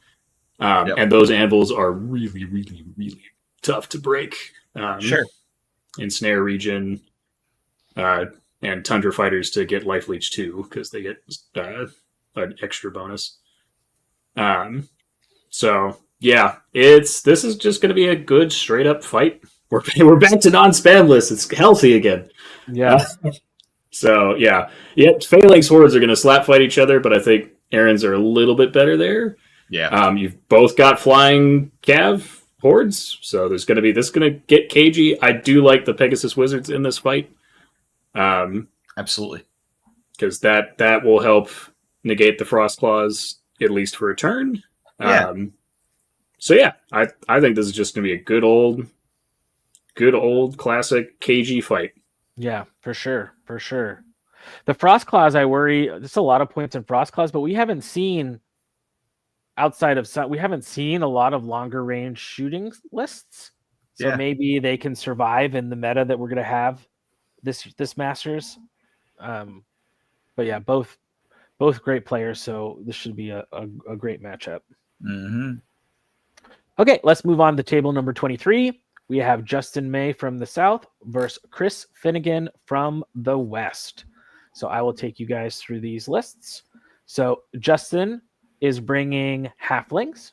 He's got a stalwart horde with Heroes of Herdenberg with Hammer of Measured Force, 3 poacher regiments, 2 edge grenadiers, 2 jugger hordes, 2 aeronaut regiments, 1 with blade of slashing. He's got an Iron Beast with Pride of the Shires. He's got a muster captain on a mini Aralez, sure-footed captain and Beast of the Blade of the Beastlayer, and a sorcerer. So 13 drops, 28 unit strength. Chris Finnegan's bringing elves. He's got a Palace Guard horde with Hammer of Measured Force. He's got Gladestalker, 2 regiments, 1 with Fire Oil. Got a horde of Therenian Sea Guard with Liliana's Tear. Silver Breeze Cav troop. He's got Draken Riders horde with Boots of Striding. 3 Archmages one with Lightning Bolt, Veil of Shadows, one with Lightning Bolt and Hex, and one with just Lightning Bolt. Argus Rodinar, and then he has got the formation with the 2 regiments of Drakons and the Drakon Lord, where the regiments get Nimble and Spell Ward. So remember when I said that Devlin's list having those 2 regiments of Juggers was really, really, really, really good because Juggers have kind of like slid under the radar as shockingly good. This is better. Like, this is actually disgustingly better. This is what I thought Ratkin was going to take, but like add another 2 Jugger hordes. It's just 4 hordes of nimble knights that have Strider. There were definitely some things that flew under my radar because I wasn't.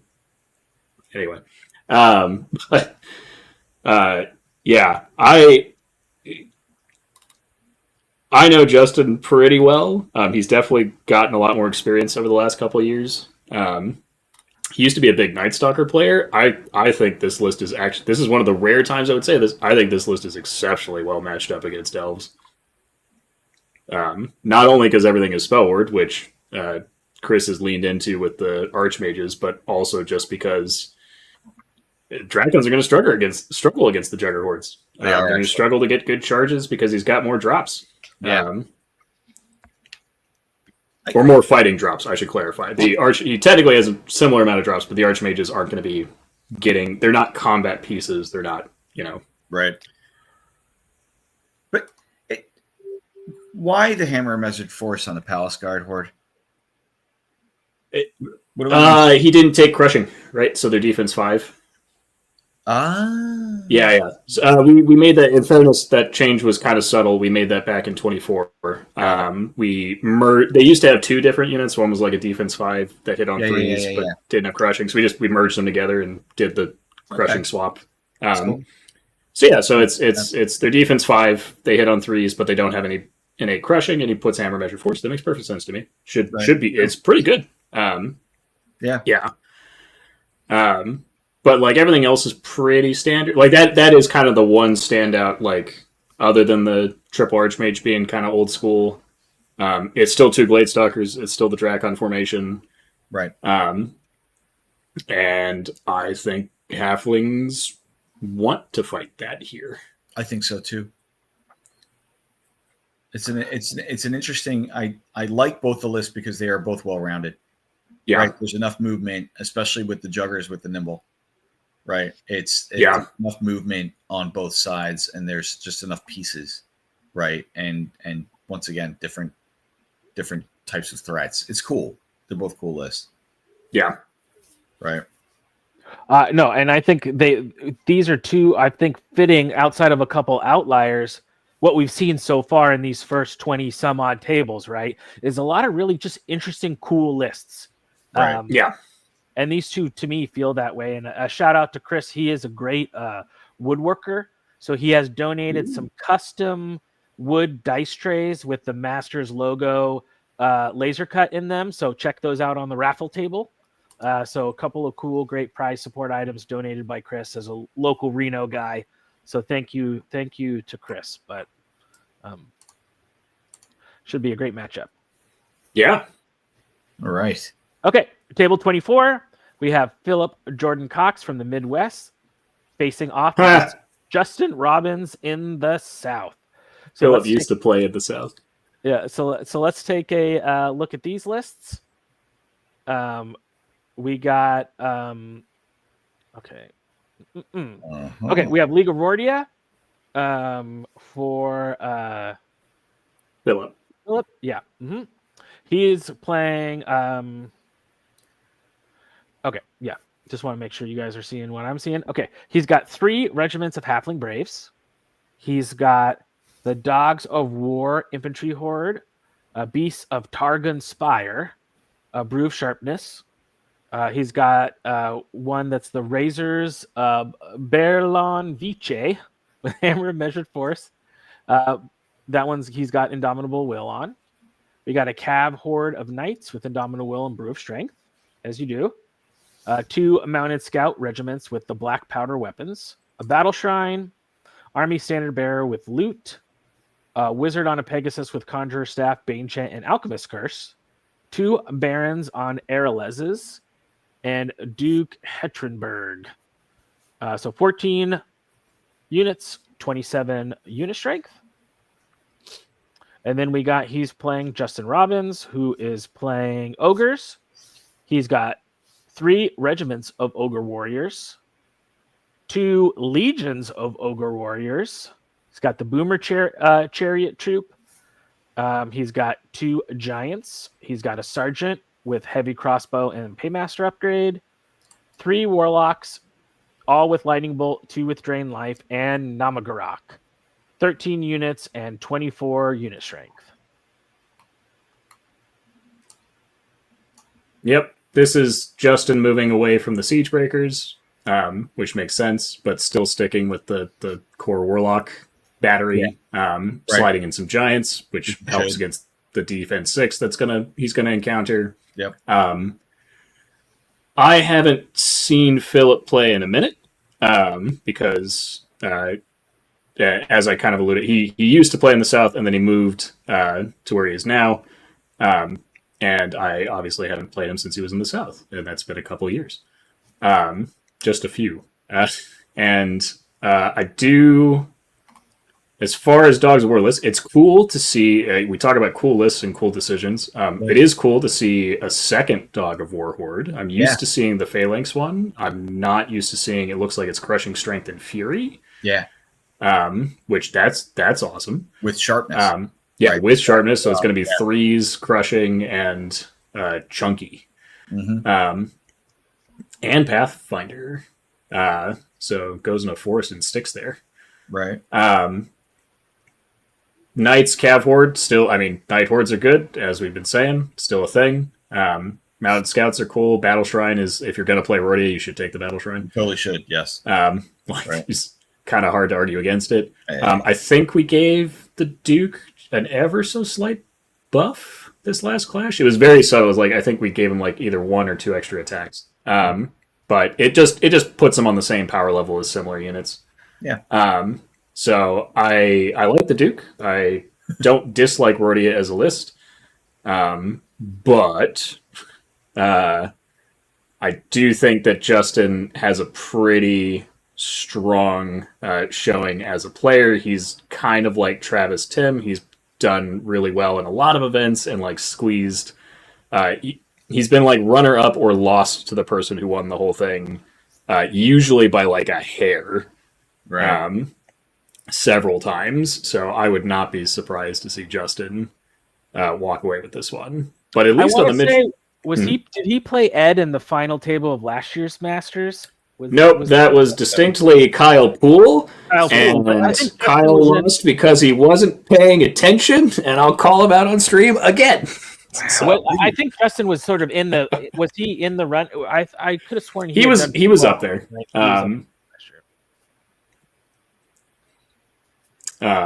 Pretty sure he was. Pretty sure he was in the top 5 going in late. Yeah. But yeah. I would give him the edge at least on paper, but I also don't know where Philip is currently. Again, that's not anything against Philip. I just haven't played him, and so I don't know how much practice he's had or where he's at. But 1, it'll be really good to see him again because it's been a minute.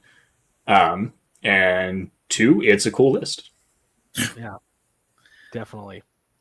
Okay, cool. Well, let's go on to table number 25. We have the other Mccclure brother from Pacific Northwest, Ben, and he's playing against Keith Marnock from the Southeast. So let's take a look at Ben's list first. He's got Abyssal Dwarves. Wow. He's got a horde of Black Souls with Fiery Bulwark and Aegis of the Elohi. 2 regiments of Immortal Guard with Mastiffs and Infernal Warriors. 2 Gargoyle Troops. 2 regiments of Half-Breeds. A horde of Grotesques. 2 hunting packs with Throwing Mastiffs. Dogs throwing dogs, right? Mm-hmm. Ironcaster with Conjurer Staff and Fireball. Hexcaster with Inspiring Talisman. Infernox with the Ironmonger Warlord. the Abyssal Half-Breed Champion, and Abyssal Grotesque Champion. So 15 units, 25 unit strength. Yeah. And so just to call out the Black Souls, the Horde of Black Souls with the combination of stuff have Iron Resolve D3+1. Yep. It's pretty good. And then we nice. Right, the fixed it to make it work. Yeah, right. And the Infernox is handing out the Elite Aura for melee infantry. Gotcha. Right? So he's going to be hanging out with the Black Souls and the Immortal Guard and helping them punch people in the face.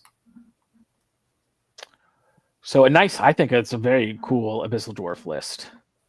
And then here it's like, another. Yeah, we got a dwarf on dwarf violence. I love it. That's right. We got Keith Monach also playing Abyssal Dwarves. He's got 2 troops of Black Souls, a regiment of Black Souls, a Decimator Horde with Fire Oil, Gargoyle troop, Half-Breed Regiment with Blessing of the Gods, which is nice, 2 Abyssal Grotesque Hordes, 3 rocket launchers. So we've seen rocket launchers, triple rocket launchers we saw in the Ratkin Slaves list too, I think. Yep. Ironcaster with Diadem of Dragonkind, so Fireball 18. Yeah. Which seems good. Hexcaster with Periscope, Hex Weakness. One's got Inspiring Talisman, Hex Weakness. Third one with Hex Weakness, so don't try to cast spells against this list, I guess. And then he's got a Supreme Ironcaster and a Great Winged Half-Breed with Conjurer Staff, Fireball, Heal. What does the Half-Breed Affinity do? So it's the Ogre ability. It's the Warlock ability, but for Grotesques and Half-Breeds. It pumps up his spells, right? Yep. Up to a cap of 3. It's the Warlock. We were looking at eventually combining all those rules into one special rule and like finding a way to generically name it, but it's the same concept as the Orc one. It's the same concept as the Ogre one. It's the +3 for having certain units nearby. Definitely makes it a good caster. I was looking at the first list, like, oh, no one took the Supreme Ironcaster, the longest name in the game for the record. Supreme Ironcaster and a Great Winged Half-Breed. And then we get to this, was like, there it is. Because it received a massive workover. That said, I think I like Ben's list just a smidge more. They're both really close. I like the Immortal Guard, especially with the upgrade. The upgrade's pretty good. Mm-hmm. I really like the Grotesque Champion. Those things they've also gotten a pretty big overhaul. They used to be a lot closer to the Half-Breed Champion. Now they're more like on the Chariot level as opposed to the Thane level, so to speak. Yeah. So that thing is really, really beefy. They are both running a lot of Half-Breeds and a lot of Grotesques, though. So they are both going to slam into each other, and they're going to punch each other with Vicious and a lot of crushing built in. And if something doesn't die, it will regen, but probably not enough to survive whatever hits it after that. Right. In which case, I guess I give the... dang. But there's also a Decimator Horde in the second list, and a lot of artillery. Damn, this is going to be interesting. That's the difference, right? Right? Yeah. He's playing against an army that is going to want to, quote-unquote, close the distance. But... I don't know. He's got a couple things that could do it, but he's relying on that infantry line to do some work. Yeah. So Garrett's calling me out about the triple war machine on the other one too. Those rocket launchers are good, right? And then the triple hexcaster is going to make it so when they do run in there and finally start swinging, they're going to do all. It's not going to matter. Yeah. It's also worth noting that these guys, I think, still get piercing on their weakness things. So they do what the Twilightkin ones used to do, but with slightly less dice and also not quite as efficient because they don't have inspiring, so you have to find other characters to do that. Right.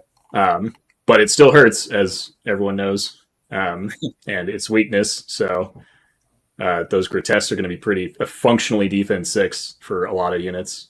Right. Maybe I take that back. Maybe I like Keith's better. It's pretty close. I like them both. I mostly like that they're different from what I've seen from Abyssal Doors for a little bit, and that they're at least taking a little bit of everything. Like they are generally, again, we see in the all-comers list, nothing quite spanny. Right. So that makes me happy on a personal level. If I had to pick one, I don't know. Yeah, I don't know either. It's going to be pretty cool. I think the key there is going to be the 3 weakness casters. Yeah, absolutely. You know what I mean? Yeah. That feels like the wild card, right? Is good utilization of that spell at the right moment, at the right time, making sure you hit with it, Right. Cool. Okay, let's go on to table number 26. We got Joe Borghese from the Mid-Atlantic versus probably the nicest guy in Kings of War, Mr. Chris Murphy from the Northeast. It's true. So, just such a gentleman. If you have not had the pleasure to play Chris, you are missing out. So let's take a look at Joe's dwarfs. He's got 1, 2, 3, 4, 5, 6 regiments of Iron Guard with mastiffs. Has a massive hunting pack. 2 steel behemoths with Golok's Fury. He's also taking Garrick Heavy Hand, Faber, and 2 dwarf lords on large beasts. Yeah. So 13 drops, 25 unit strength. He's playing against Chris Murphy's Kermit's Revenge. Ooh, a Trident Realm army. So this usually I've always seen Chris play his Visalia list. So this is new, or new for me to see this year. So that's cool. He's got a River Guard regiment. He's got River Guard Dam Busters. He's got 3 hordes. Looks like they all got poison frogs. One's got Brew of Sharpness, Blessing of Gods, and Blood of the Old King. He's got 2 Coral Giants. He's got a Siren with Enthrall, Weakness, Mindfog, and Hex. He's got a Trident King with the Dam Buster upgrade, a River Guard Dam Buster Sentinel, and then the River Guard formation with the troops and the River Guard Dam Buster giving stealthy. Right. 12 drops, 22 unit strength. It's cool. The stealthy will help. Right. Yep. And he took the rally on the king. Yep. So that tracks for me. Right. Makes Dam Busters playable, that's for sure. Sure. On the flip side, I've seen Joe play this exact list, I think, last year. I don't think it's changed almost at all. Yeah. Specifically against you, Mike. I think it was you playing Joe first round last. Yeah. Or not last year. That was Omaha. Year before. Yeah. But at some point, I've definitely seen this list, and it has not changed. It's still a lot of defense 6. I like this one. We saw the 3 dwarfs on large beasts and the 3 steel behemoths, and then this, and I like this one better because it has more drops. Me too. So it doesn't have quite as many problems. But and instead of adding the extra Juggers and Faber, he just goes straight to Faber, right? Yep. Yeah. Yeah. Why wouldn't you? Yeah. Faber's and insane. Garrick, I think Garrick is so good too. I'm with you, Mike. I think he is just so good. In this list, he's great. In other stuff, I don't think he's. Yeah. Anyway, this is funny because I take a look and it's Chris has got 1, 2, 3, 4. He's got 4 units that can make Iron Guard sad. You know what I mean? And so like the Dam Busters will go in and they're going to make a mess, and then the Iron Guard are going to attack back and they're going to do 2 wounds, and then the Dam Busters are going to attack and they're going to pick up the unit, and then it's just a question of if Chris can if he can deliver the Dam Busters into the right Iron Guard units. For the scenario, then he'll grind out and he'll be able to own a piece of the table. The problem is going to be, it's not the Iron Guard that Joe's going to use to do much, right? Joe uses the Iron Guard scenario, and then all the toys run around and just cause problems. Yeah. It'll be interesting. I don't think Chris wants to get stuck in a grind. Certainly not. I don't think either of these lists want to get stuck in a grind, but I do give, I think, Siren's interesting here. Siren does open up some things with Enthrall and weakness specifically, because that gives you a couple situations where you might be able to do something like just ignore an Iron Guard regiment and like concentrate on something else, weakness it, and it's like, oh, you got a flank. Well, you wound me on 7s. Yeah, nobody cares. Thanks a bunch. Right. Right. Or wound me on 6s type of thing. Yeah. Is this super new for Chris or Rossi, or has he played this at a few Northeast events, or do you know anything about? Yeah, he's been playing this all this year. Oh, okay. So you know, he's got reps with it. He's pretty good with it. He knows what he's doing. This isn't like, oh, you know, I finally got this painted 3 weeks beforehand, and now I can't wait to test drive it. You know, so he'll know what he's doing. The interesting thing with this matchup around stockpile is, again, Imperial Dwarves have no problem moving Iron Guard up to sit on top of a stockpile and start, you know, scoring. But man, if Joe goes second, then Chris is going to be able to dictate at least on 2/3 of the table, right? If he's smart, he's going to take a look at 2 of those stockpiles. He's going to run up and he's going to start scoring right away. And if he can get them and pick them up and then push them to the back line, Joe is just going to watch the game run away from him. You know what I mean? Because he won't have anything to reach out and touch, you know? Yeah, I mean, he's still got some shooting, right? He's still got I mean, it's still 6 throwing mastiffs, right? And then still got Faber, still got Golok. But it's definitely like I do think Chris has the mobility edge if it comes down to that. That's right. Okay. Let's move on to table number 27 on the home stretch here. Just a few more tables to go through. We have Michael Ziegler from Mountain versus Ryan Munsell in the Pacific Northwest. So Michael is bringing Brooding on Your Mother, Ratkin. He's got three hordes of shock troops, all with plague pots, all with heavy halberds. One's got Brew of Strength. One's got Boots of Striding. He's got 3 claw shot troops. He's got a Vermintide, got Tunnel Runners with Sharpness, 3 weapon teams, which are called Despite All My Rage. I love it. And then the Tango, which is I'm Just a Rat in the Cage. Yes, thank you. I appreciate that. He's got a Brood Enforcer, 2 Brood Mothers. One's got the Blight Staff. One's replacing Drain Life. Replace Drain Life. Both got Blight Staffs. And then one bought it extra along with the Drain Life. Okay. And then Mother Kryza, 16 drops, 24 unit strength. And then Ryan's bringing another really awesome army, his free dwarves that are all painted, inspired by Redwall. I love this army. Yeah, so gorgeous. All mice and cool forest critters and creatures. Yeah. Definitely when you're there, this is an army to go check out.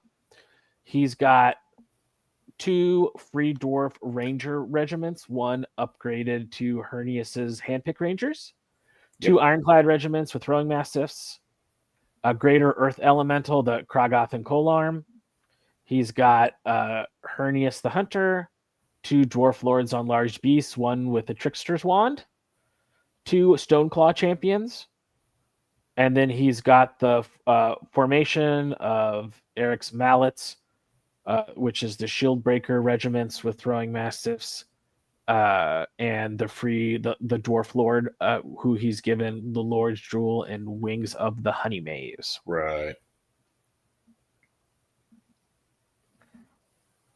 It's definitely different than the last free dwarf list.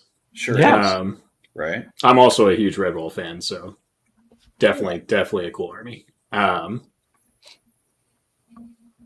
Yeah, I do like it. It's interesting. And Ryan is a good player. So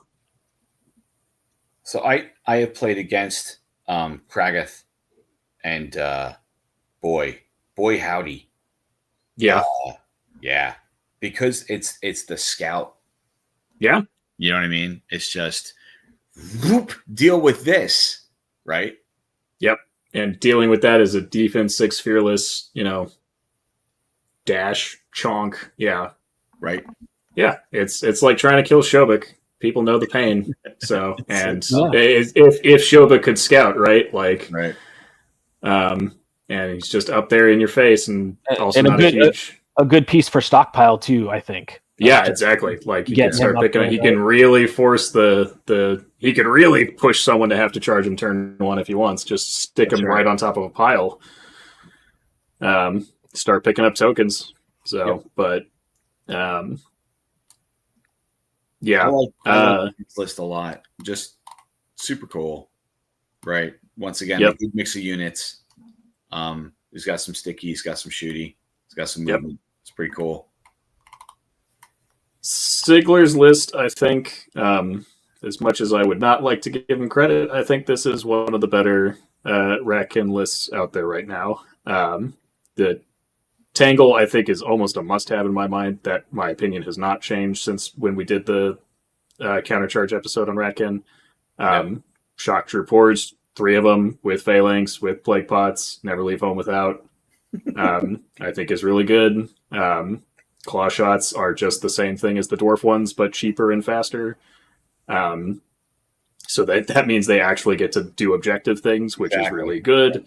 Yeah. The Vermintide are one of the best chaff pieces for their points in the game. Like, there's so many things I love about this list in terms of like what it does. I would happily pilot this. I'm a huge fan of 3-weapon teams.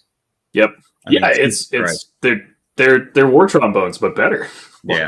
Right. They're defense 6. They can act as chaff. Or sorry, they're not defense 6. They're defense 5, but they can that is surprising, right? In a clutch moment, you can nimble them in front of something as chaff.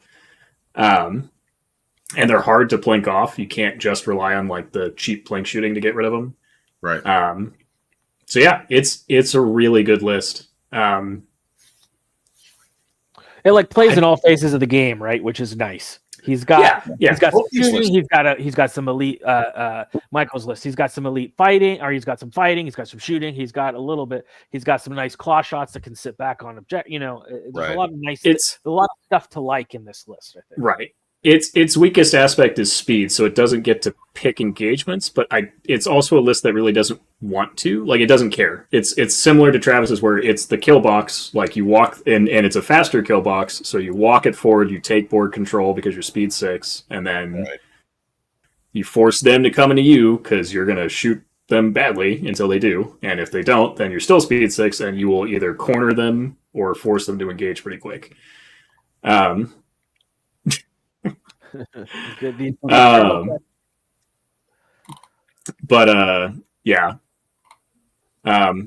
don't know where Ryan's sitting in terms of his experience recently. Obviously, he's gotten a Masters many times, so I'm sure he's doing quite good.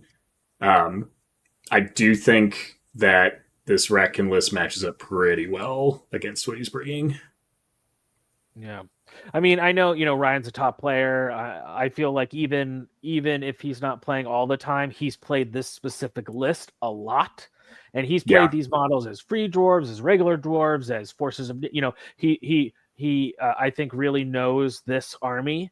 So I think even if he's feeling a little rusty, but maybe that's when you catch him. You catch him in game 1. He needs that one game to get back in the flow. And then, you're 0 degree down bubble submarining the rest of the way. But, that's tough to do at Masters submarine, but should be a good matchup for sure. Yeah, right. Okay, let's take a look at table number 28. We have Bart Kohler from Mid-Atlantic versus Ryan Smith from the South. So let's take a look first at Bart,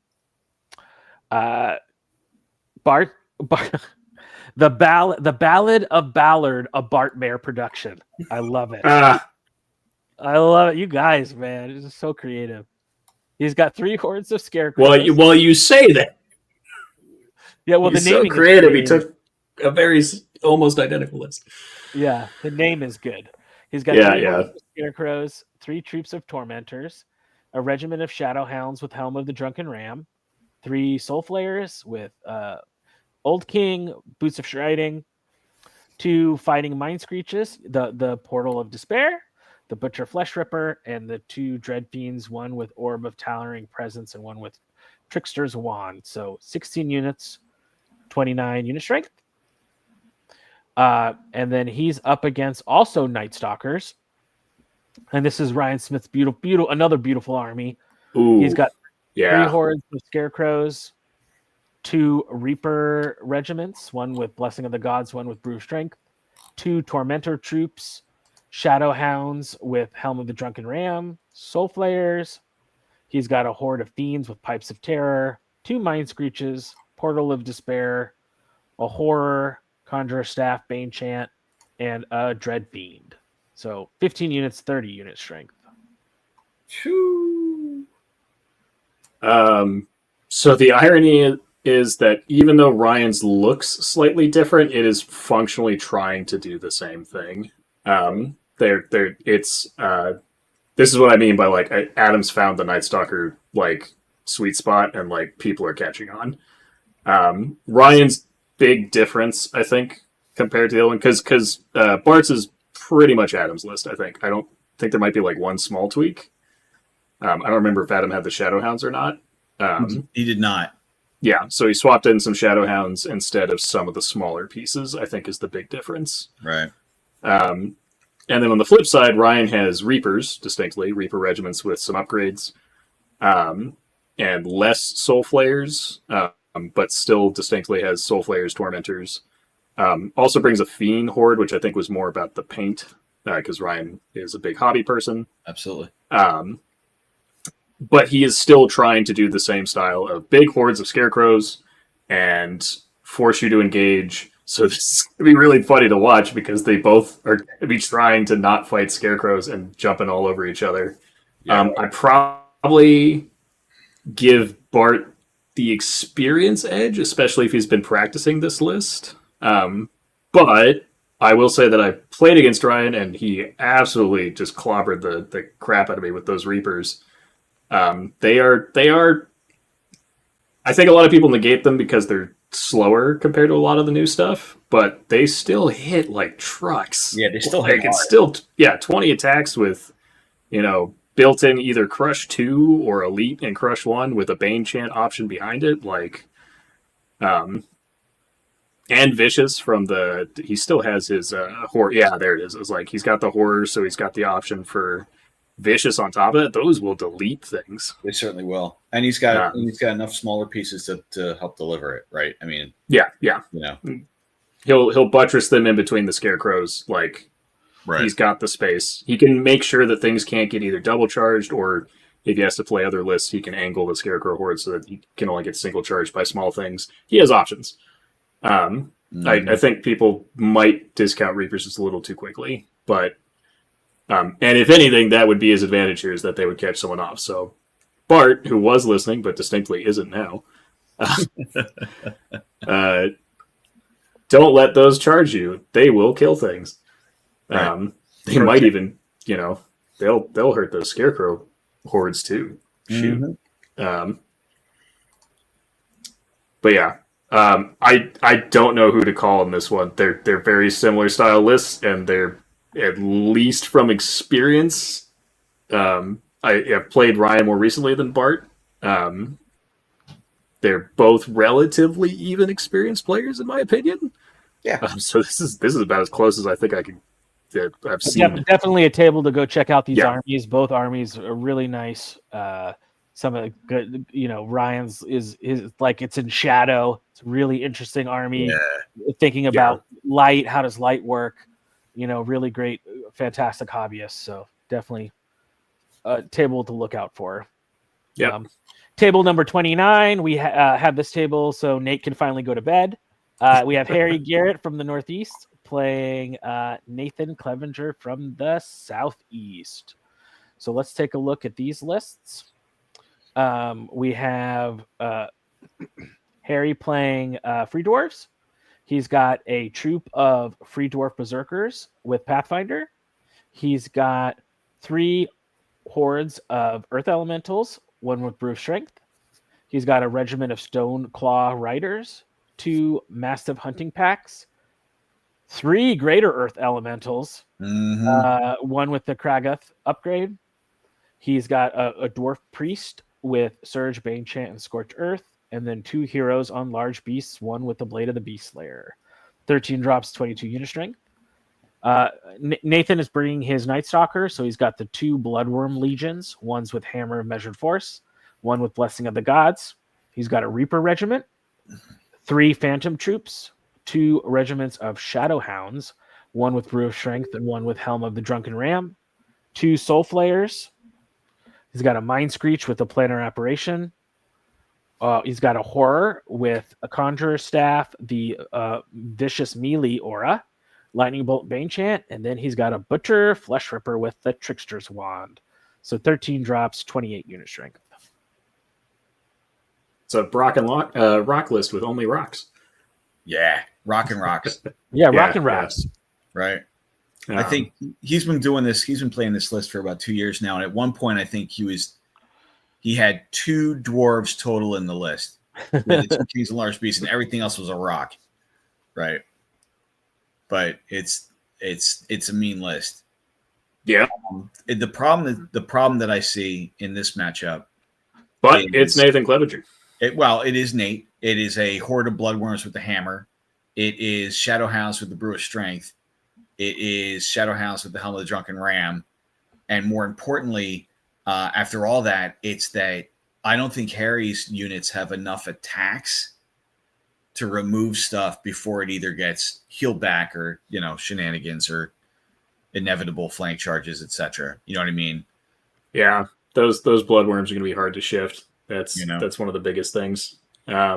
I do think they both have enough little flanky. Like he's got the 2 Lords and Large Beasts versus some Soul Flayers. So there will be some good tactical play here. Absolutely. I do think Nathan has the speed edge to potentially get in there and lock down, like basically create a locked line and then allow for the flanking stuff. And Nate kind of gets to dictate that. Yep. But it'll be close. This one's another one where I'm like, I think it's a lot of Earth Elementals, right? Right. I think if Harry again, because of the scenario, if he goes first, he'll be able to get a jump on sitting on the tokens and start farming. Yeah. Right. And then he'll force the issue. Yeah, and then Nate will have to shift him as opposed to the other way around. Yeah. You know what I mean? I would say, and for those, I know there's a crowd that is still watching and still drinking. All 4 of you. Yes. they're more than that. I'm looking at the Discord numbers. I think terrain, this one matters. If Garrett gets a heavy terrain forested field, that'll hurt Nate more than it hurts him significantly. All the Pathfinder will kick in. Yeah, agreed. What do you want to fight bloodworms with Hammer of Measure Fort against, right? Like a defense 6 large infantry horde, right? Wait, that hits you on 4s? Yeah, absolutely. Exactly. 4s and 4s on 40 attacks. That's consistent yummy. 10 wounds. Yeah, let me eat those rocks. More than 10 technically, because he'll have vicious. That's right. And Nate's another guy who's been in the conversation around Masters a few times, right? Of being close there up at the top at the end. So another player who, spoiler alert, if you heard won Masters, you wouldn't be surprised, right? Yeah. Right. Well, it'll be fun. Good matchup. Yeah, that being said, I think that I say it now, Harry's going to be in the top 5 for attrition for the weekend. Okay. That list. Yeah. Mm-hmm. Oh, yeah, I could see games where he just none of his stuff dies. Yeah, well, more importantly, he will remove many points of his opponents. Yeah. That's what I mean by that. Oh, yeah, for sure. It's deceptive. Like, if things start going wrong, the points pile up, Oh, yeah. You're throwing good units after bad, Okay, let's take a look at table 30. We got Robert Southbine, Midwest, versus Ben Stoddard of the Pacific Northwest. So let's take a look at these lists. We have Roberts playing halflings. He's got 2 troops of stalwarts. He's got a horde with Heroes of Hodenberg, Hammer, Measured Force, and they're getting the gadgets and gizmos. He's got a couple poacher regiments, with one with Vile Oil. He's got 2 Edge Grenadiers regiments. He's got 3 regiments of Juggers. The Heinekens, the Guinness, and the Michelobes. Delicious. I love it. I love it. He's got Harvester, Dozer, and Tractor. He's got an Iron Beast Thresher. He's got an Engineer with Radiance of Life, Long Rifle, and Gadgets and Gizmos. And then we got Ben Stoddard is playing Twilightkin. He's got 2 Void Touch Mutant troops. He's got 2 Phantom troops. He's got Impalers. He's got 2 regiments and 2 hordes. We haven't seen a lot of Impalers today in the Twilightkin, so that's interesting. Got some Soul Flayers. He's got a regiment of Void Skiffs. 2 Gore Drakes, which is also interesting. A Void Captain with Veteran of the Celestial War and Gnome Glass Shield. Summoner Crone, and a Navigator on a Skiff.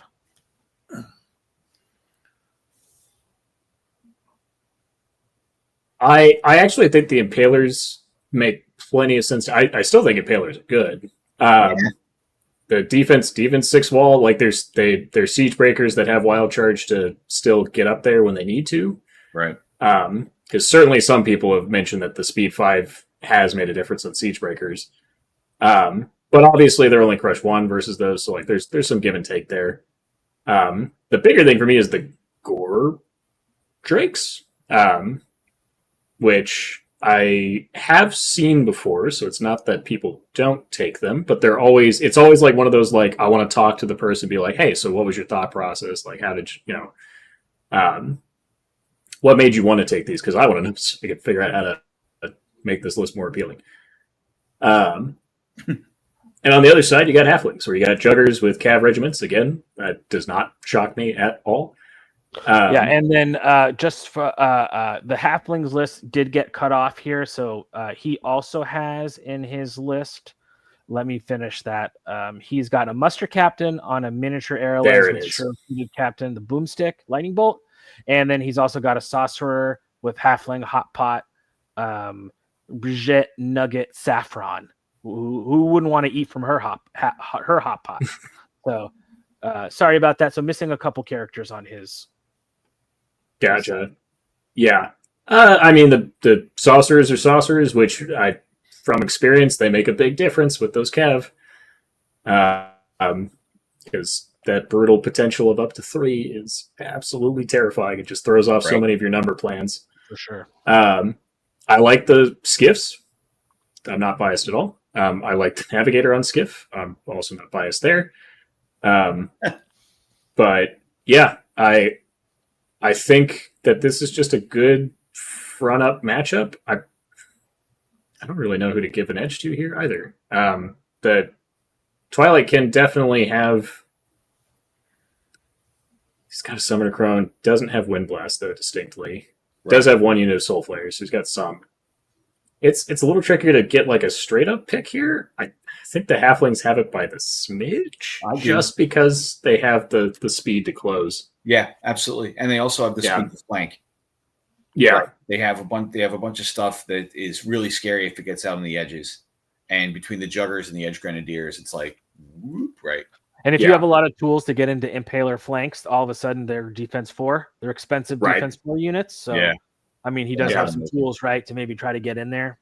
Mm-hmm. I do think he's got enough stuff that, like, if I'm the Twilight King here, you find 2 buildings and you anchor, right? Like, which the downside for him is going to be this scenario is what favors halflings. Agreed. Because anytime you have to anchor, that means you can't play part of the board, and the halflings can play that, and that just means they only have to dive in, steal those tokens, and get out. That's it.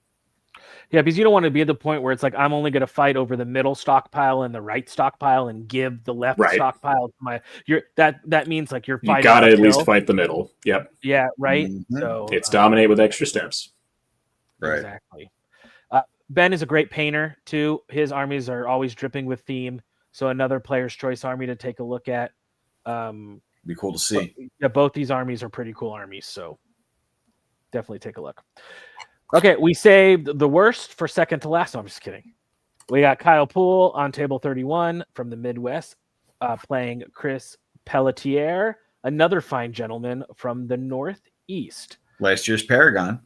Yes, really great dude, great player, good painter, all around nice chap.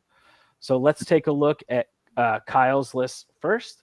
He's got 3 Rabble Hordes.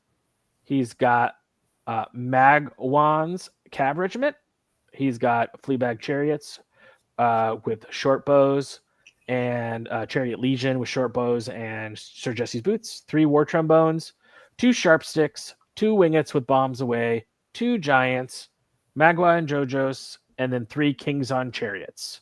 So 18 drops, 25 unit strength.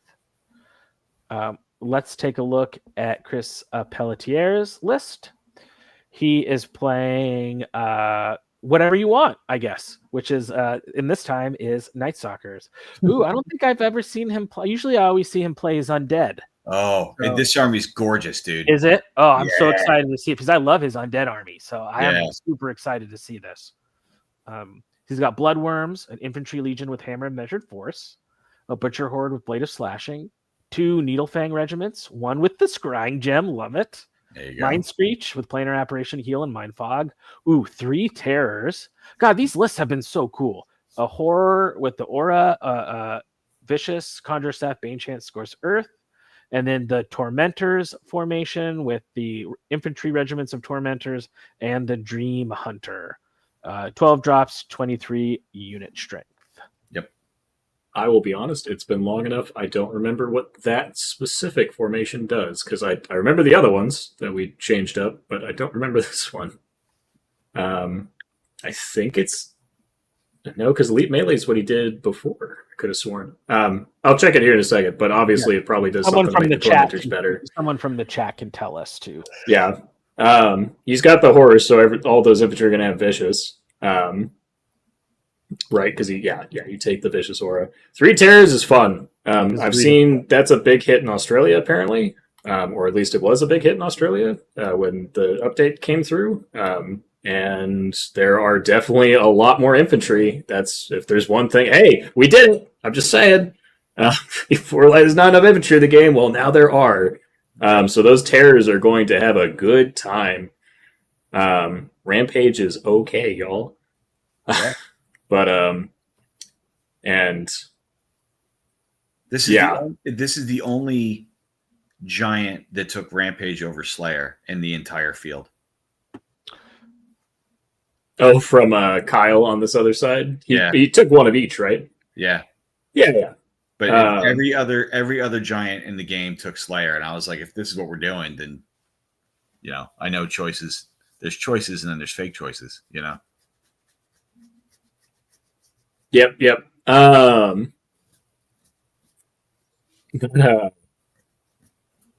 Yeah, Kyle's list looks very similar to what he ran before. I don't remember if he had triple kings on chariots, but everything else, like the double giants, that just looks like what I've seen Kyle run before. It's it just seems an all around pretty good combined arms goblin list. Yep. Which he knows how to play and navigate well, right? And he'll play well as long as he doesn't have table 1 pressure on him, apparently. Oh, yeah. And like you said, was super close from last year on the top table. I have made it my mission. I will never let him live that down. But the best part is he did realize it immediately after he did it. Oh my god! And this is another one. They're gonna have a really fun game. Both these guys are really great. Oh yeah. Yeah, both really great opponents. Yeah, the triple terror. Tom brings up a good point. Triple terror versus rabble is really cool, but there is a lot of stuff to shoot them, and they are low defense or low-ish defense. Right. So it'll be a good fun game no matter what. Okay, guys, we've done it. We've climbed the mountain. We are here. Our goal was to try to get you guys in and out in 3 hours. We did not achieve that, but we are here. And what a final table. Table number 32. We have Eric Trowbridge from the Midwest fighting Greg Person from the Northeast. There you go. What a great matchup. So Eric Trowbridge, former U.S. Master. He is bringing dwarves. So he's got 4 regiments of Iron Guard with Throwing Mastiffs. He's got a horde of Shield Breakers with Blessing of the Gods. Another horde of Shield Breakers. 2 Berserker Brock Rider troops. 2 Flame Belchers, which is interesting. Steel Behemoth with Gollix Fury. A Battle Driller and 2 Lords on Large Beasts. So 14 units, 25 unit strength.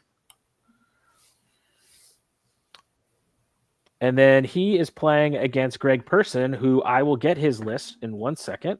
It did not make it on here. I can speak to it. Okay, go for it. As Yeah, I'm pulling it up. No problem. He's got 3 Iron Guard regiments, so only 3 as opposed to 5 and 6. One of them with Liliana's Tier, all with Mastiffs. One of them with Brewer Strength. So a regiment with Brewer Strength. He's got a troop of Berserkers because he loves the models. He's got a horde of Shield Breakers because you should. He's got 2 troops of Sharpshooters. He has a horde of Earth Elementals with the Brew of Sharpness, which every time I think it's inefficient, he kills me with them, and so I've been told to be quiet. Right. He's got 2 organ guns. He's got a Gollux Fury. He's got a Battle Driller. He has a Stone Priest with the Conjurer Staff, Surge, Bane Chant, and Mind Fog. He's got a Warsmith with the Edge Periscope, and he's got Faber Ironheart. So it's a little of this, a little of that, a little of that other thing. He's got a bunch of different pieces. This army also won Best Painted last year. It's gorgeous. Beautiful army. And really just every time I think that Greg is going to lose by turn 5, he's still in it. And on turn 6 or 7, he pulls it out, right? Because he's just got different pieces that all do something different, So, like, on the one hand, they both have kind of that core Iron Guard that we've seen with most of these dwarf lists, but then other than Golok's Fury, it actually kind of breaks up a little bit. Like, we have the +1 to hit Earth Elementals is definitely interesting. Because even Crush 1 base, like hitting on 3s, 18 attacks, brutal. And I assume I was trying to keep track of everything in that list, but I heard Bane Chant. Yeah. Yes, no? Yeah. Okay, so yes, sir. So he's got the option to get up to effectively white stats, and speaking someone who really hates whites. Right. Yeah, that'll hurt. And their defense 6 on top of that. On top of that, brutal. Right. And right. Yeah. So looking at Eric's list, I love hordes of shield breakers. More people should take them. The hammers go up, the hammers go down. They murder shit, right? So between those and the troop of Brocks, I really like Eric's list for being able to control the counter. The counter will murder you. You know what I mean? Right. So it's the Flame Belchers are interesting. I like those. Yeah. Especially as chaff clearing, because 15 attacks on 4s is definitely not bad at all. Right. And they're a little bit more mobile compared to some of the other stuff. Double Shield Breaker is definitely money in this matchup. No kidding. They both took Battle Drillers, which I definitely feel was kind of an omission in some of the other lists we've seen. I do think Battle Drillers are an amazing tech piece. Yeah, I can't make them work, but I know they're good. Yeah. It's not like everyone has to. It's one of those. They're in the good spot where like some people kind of know where they are, and some people like may not like them. But like that's good list, right? Like that's healthy. Right. Healthy spot is we don't all agree that everyone should have one of these. So I'm like, these are. It's cool to see the Battle Driller. Not surprised to see dwarves on large beasts though. But it's also Eric George. Yeah. Right. Yeah, I mean, 2 great players. Like I said, Greg's army is beautiful. Eric, one of the best players, perennially one of the best players in the country. So this is going to be a great matchup too. Right. And a very clean game between the two of them. Oh, right? Yes. I mean, super precise. Very precise. Yeah. Really great technical players for sure. I need to challenge Trowbridge at some event so I can get to play him. I still don't think I've actually gotten to get a game. Be worth doing. Well, fellas, we did it. We made it through. Only a few technical errors, but we got there.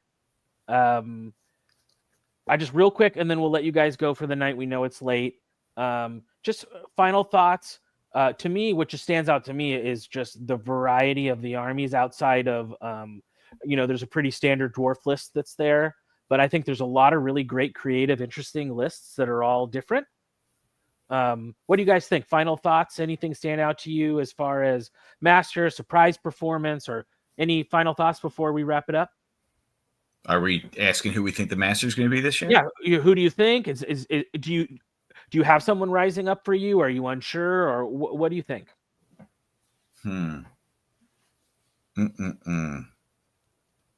Well, he's thinking on that because I won't be able to pick that. It's just not. That's something I'm as good at. I will say, at least comparing to last year, we definitely had the meta swap that I see here is that the ogre copy paste domination that we had last year has definitely broken up, which yay.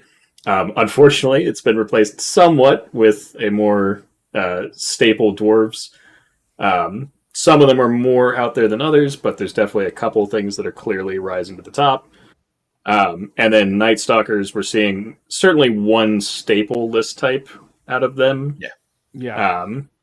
But everything else was really diverse for the most part, which is really cool to see. I am going to make two predictions. The first one is that dwarves will not win Masters. Really? Yep, I'm going to put money down that dwarves will not win Masters. Interesting. Right. Cool. Hasn't happened since Alex.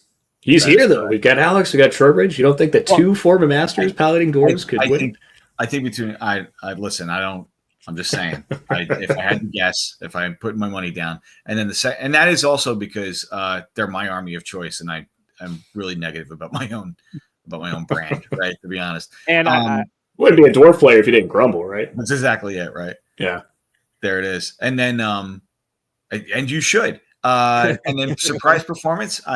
This was mentioned in the chat, and the more I think about it, the more I like it. I think Bart is going to be in the top 5. Yeah, he's got a great list, and he's just he knows what he's doing, and he's gonna smile his way to the top, So yeah, absolutely. Well, my prediction is everyone's going to have an awesome time. There's going to be a lot of great. There's going to be a lot of great hugs. I will be on the craps table, so I'm really excited. I know, Mike, you and Corey are coming down early with the family. My girlfriend's going to be up there helping out. I know a lot of people's partners and extended family, and we are one extended family. And Masters is the one time where we get to all come together from everywhere in the country and just have a bro down showdown. So it's going to be so much fun. I can't wait to hear you guys on the cast.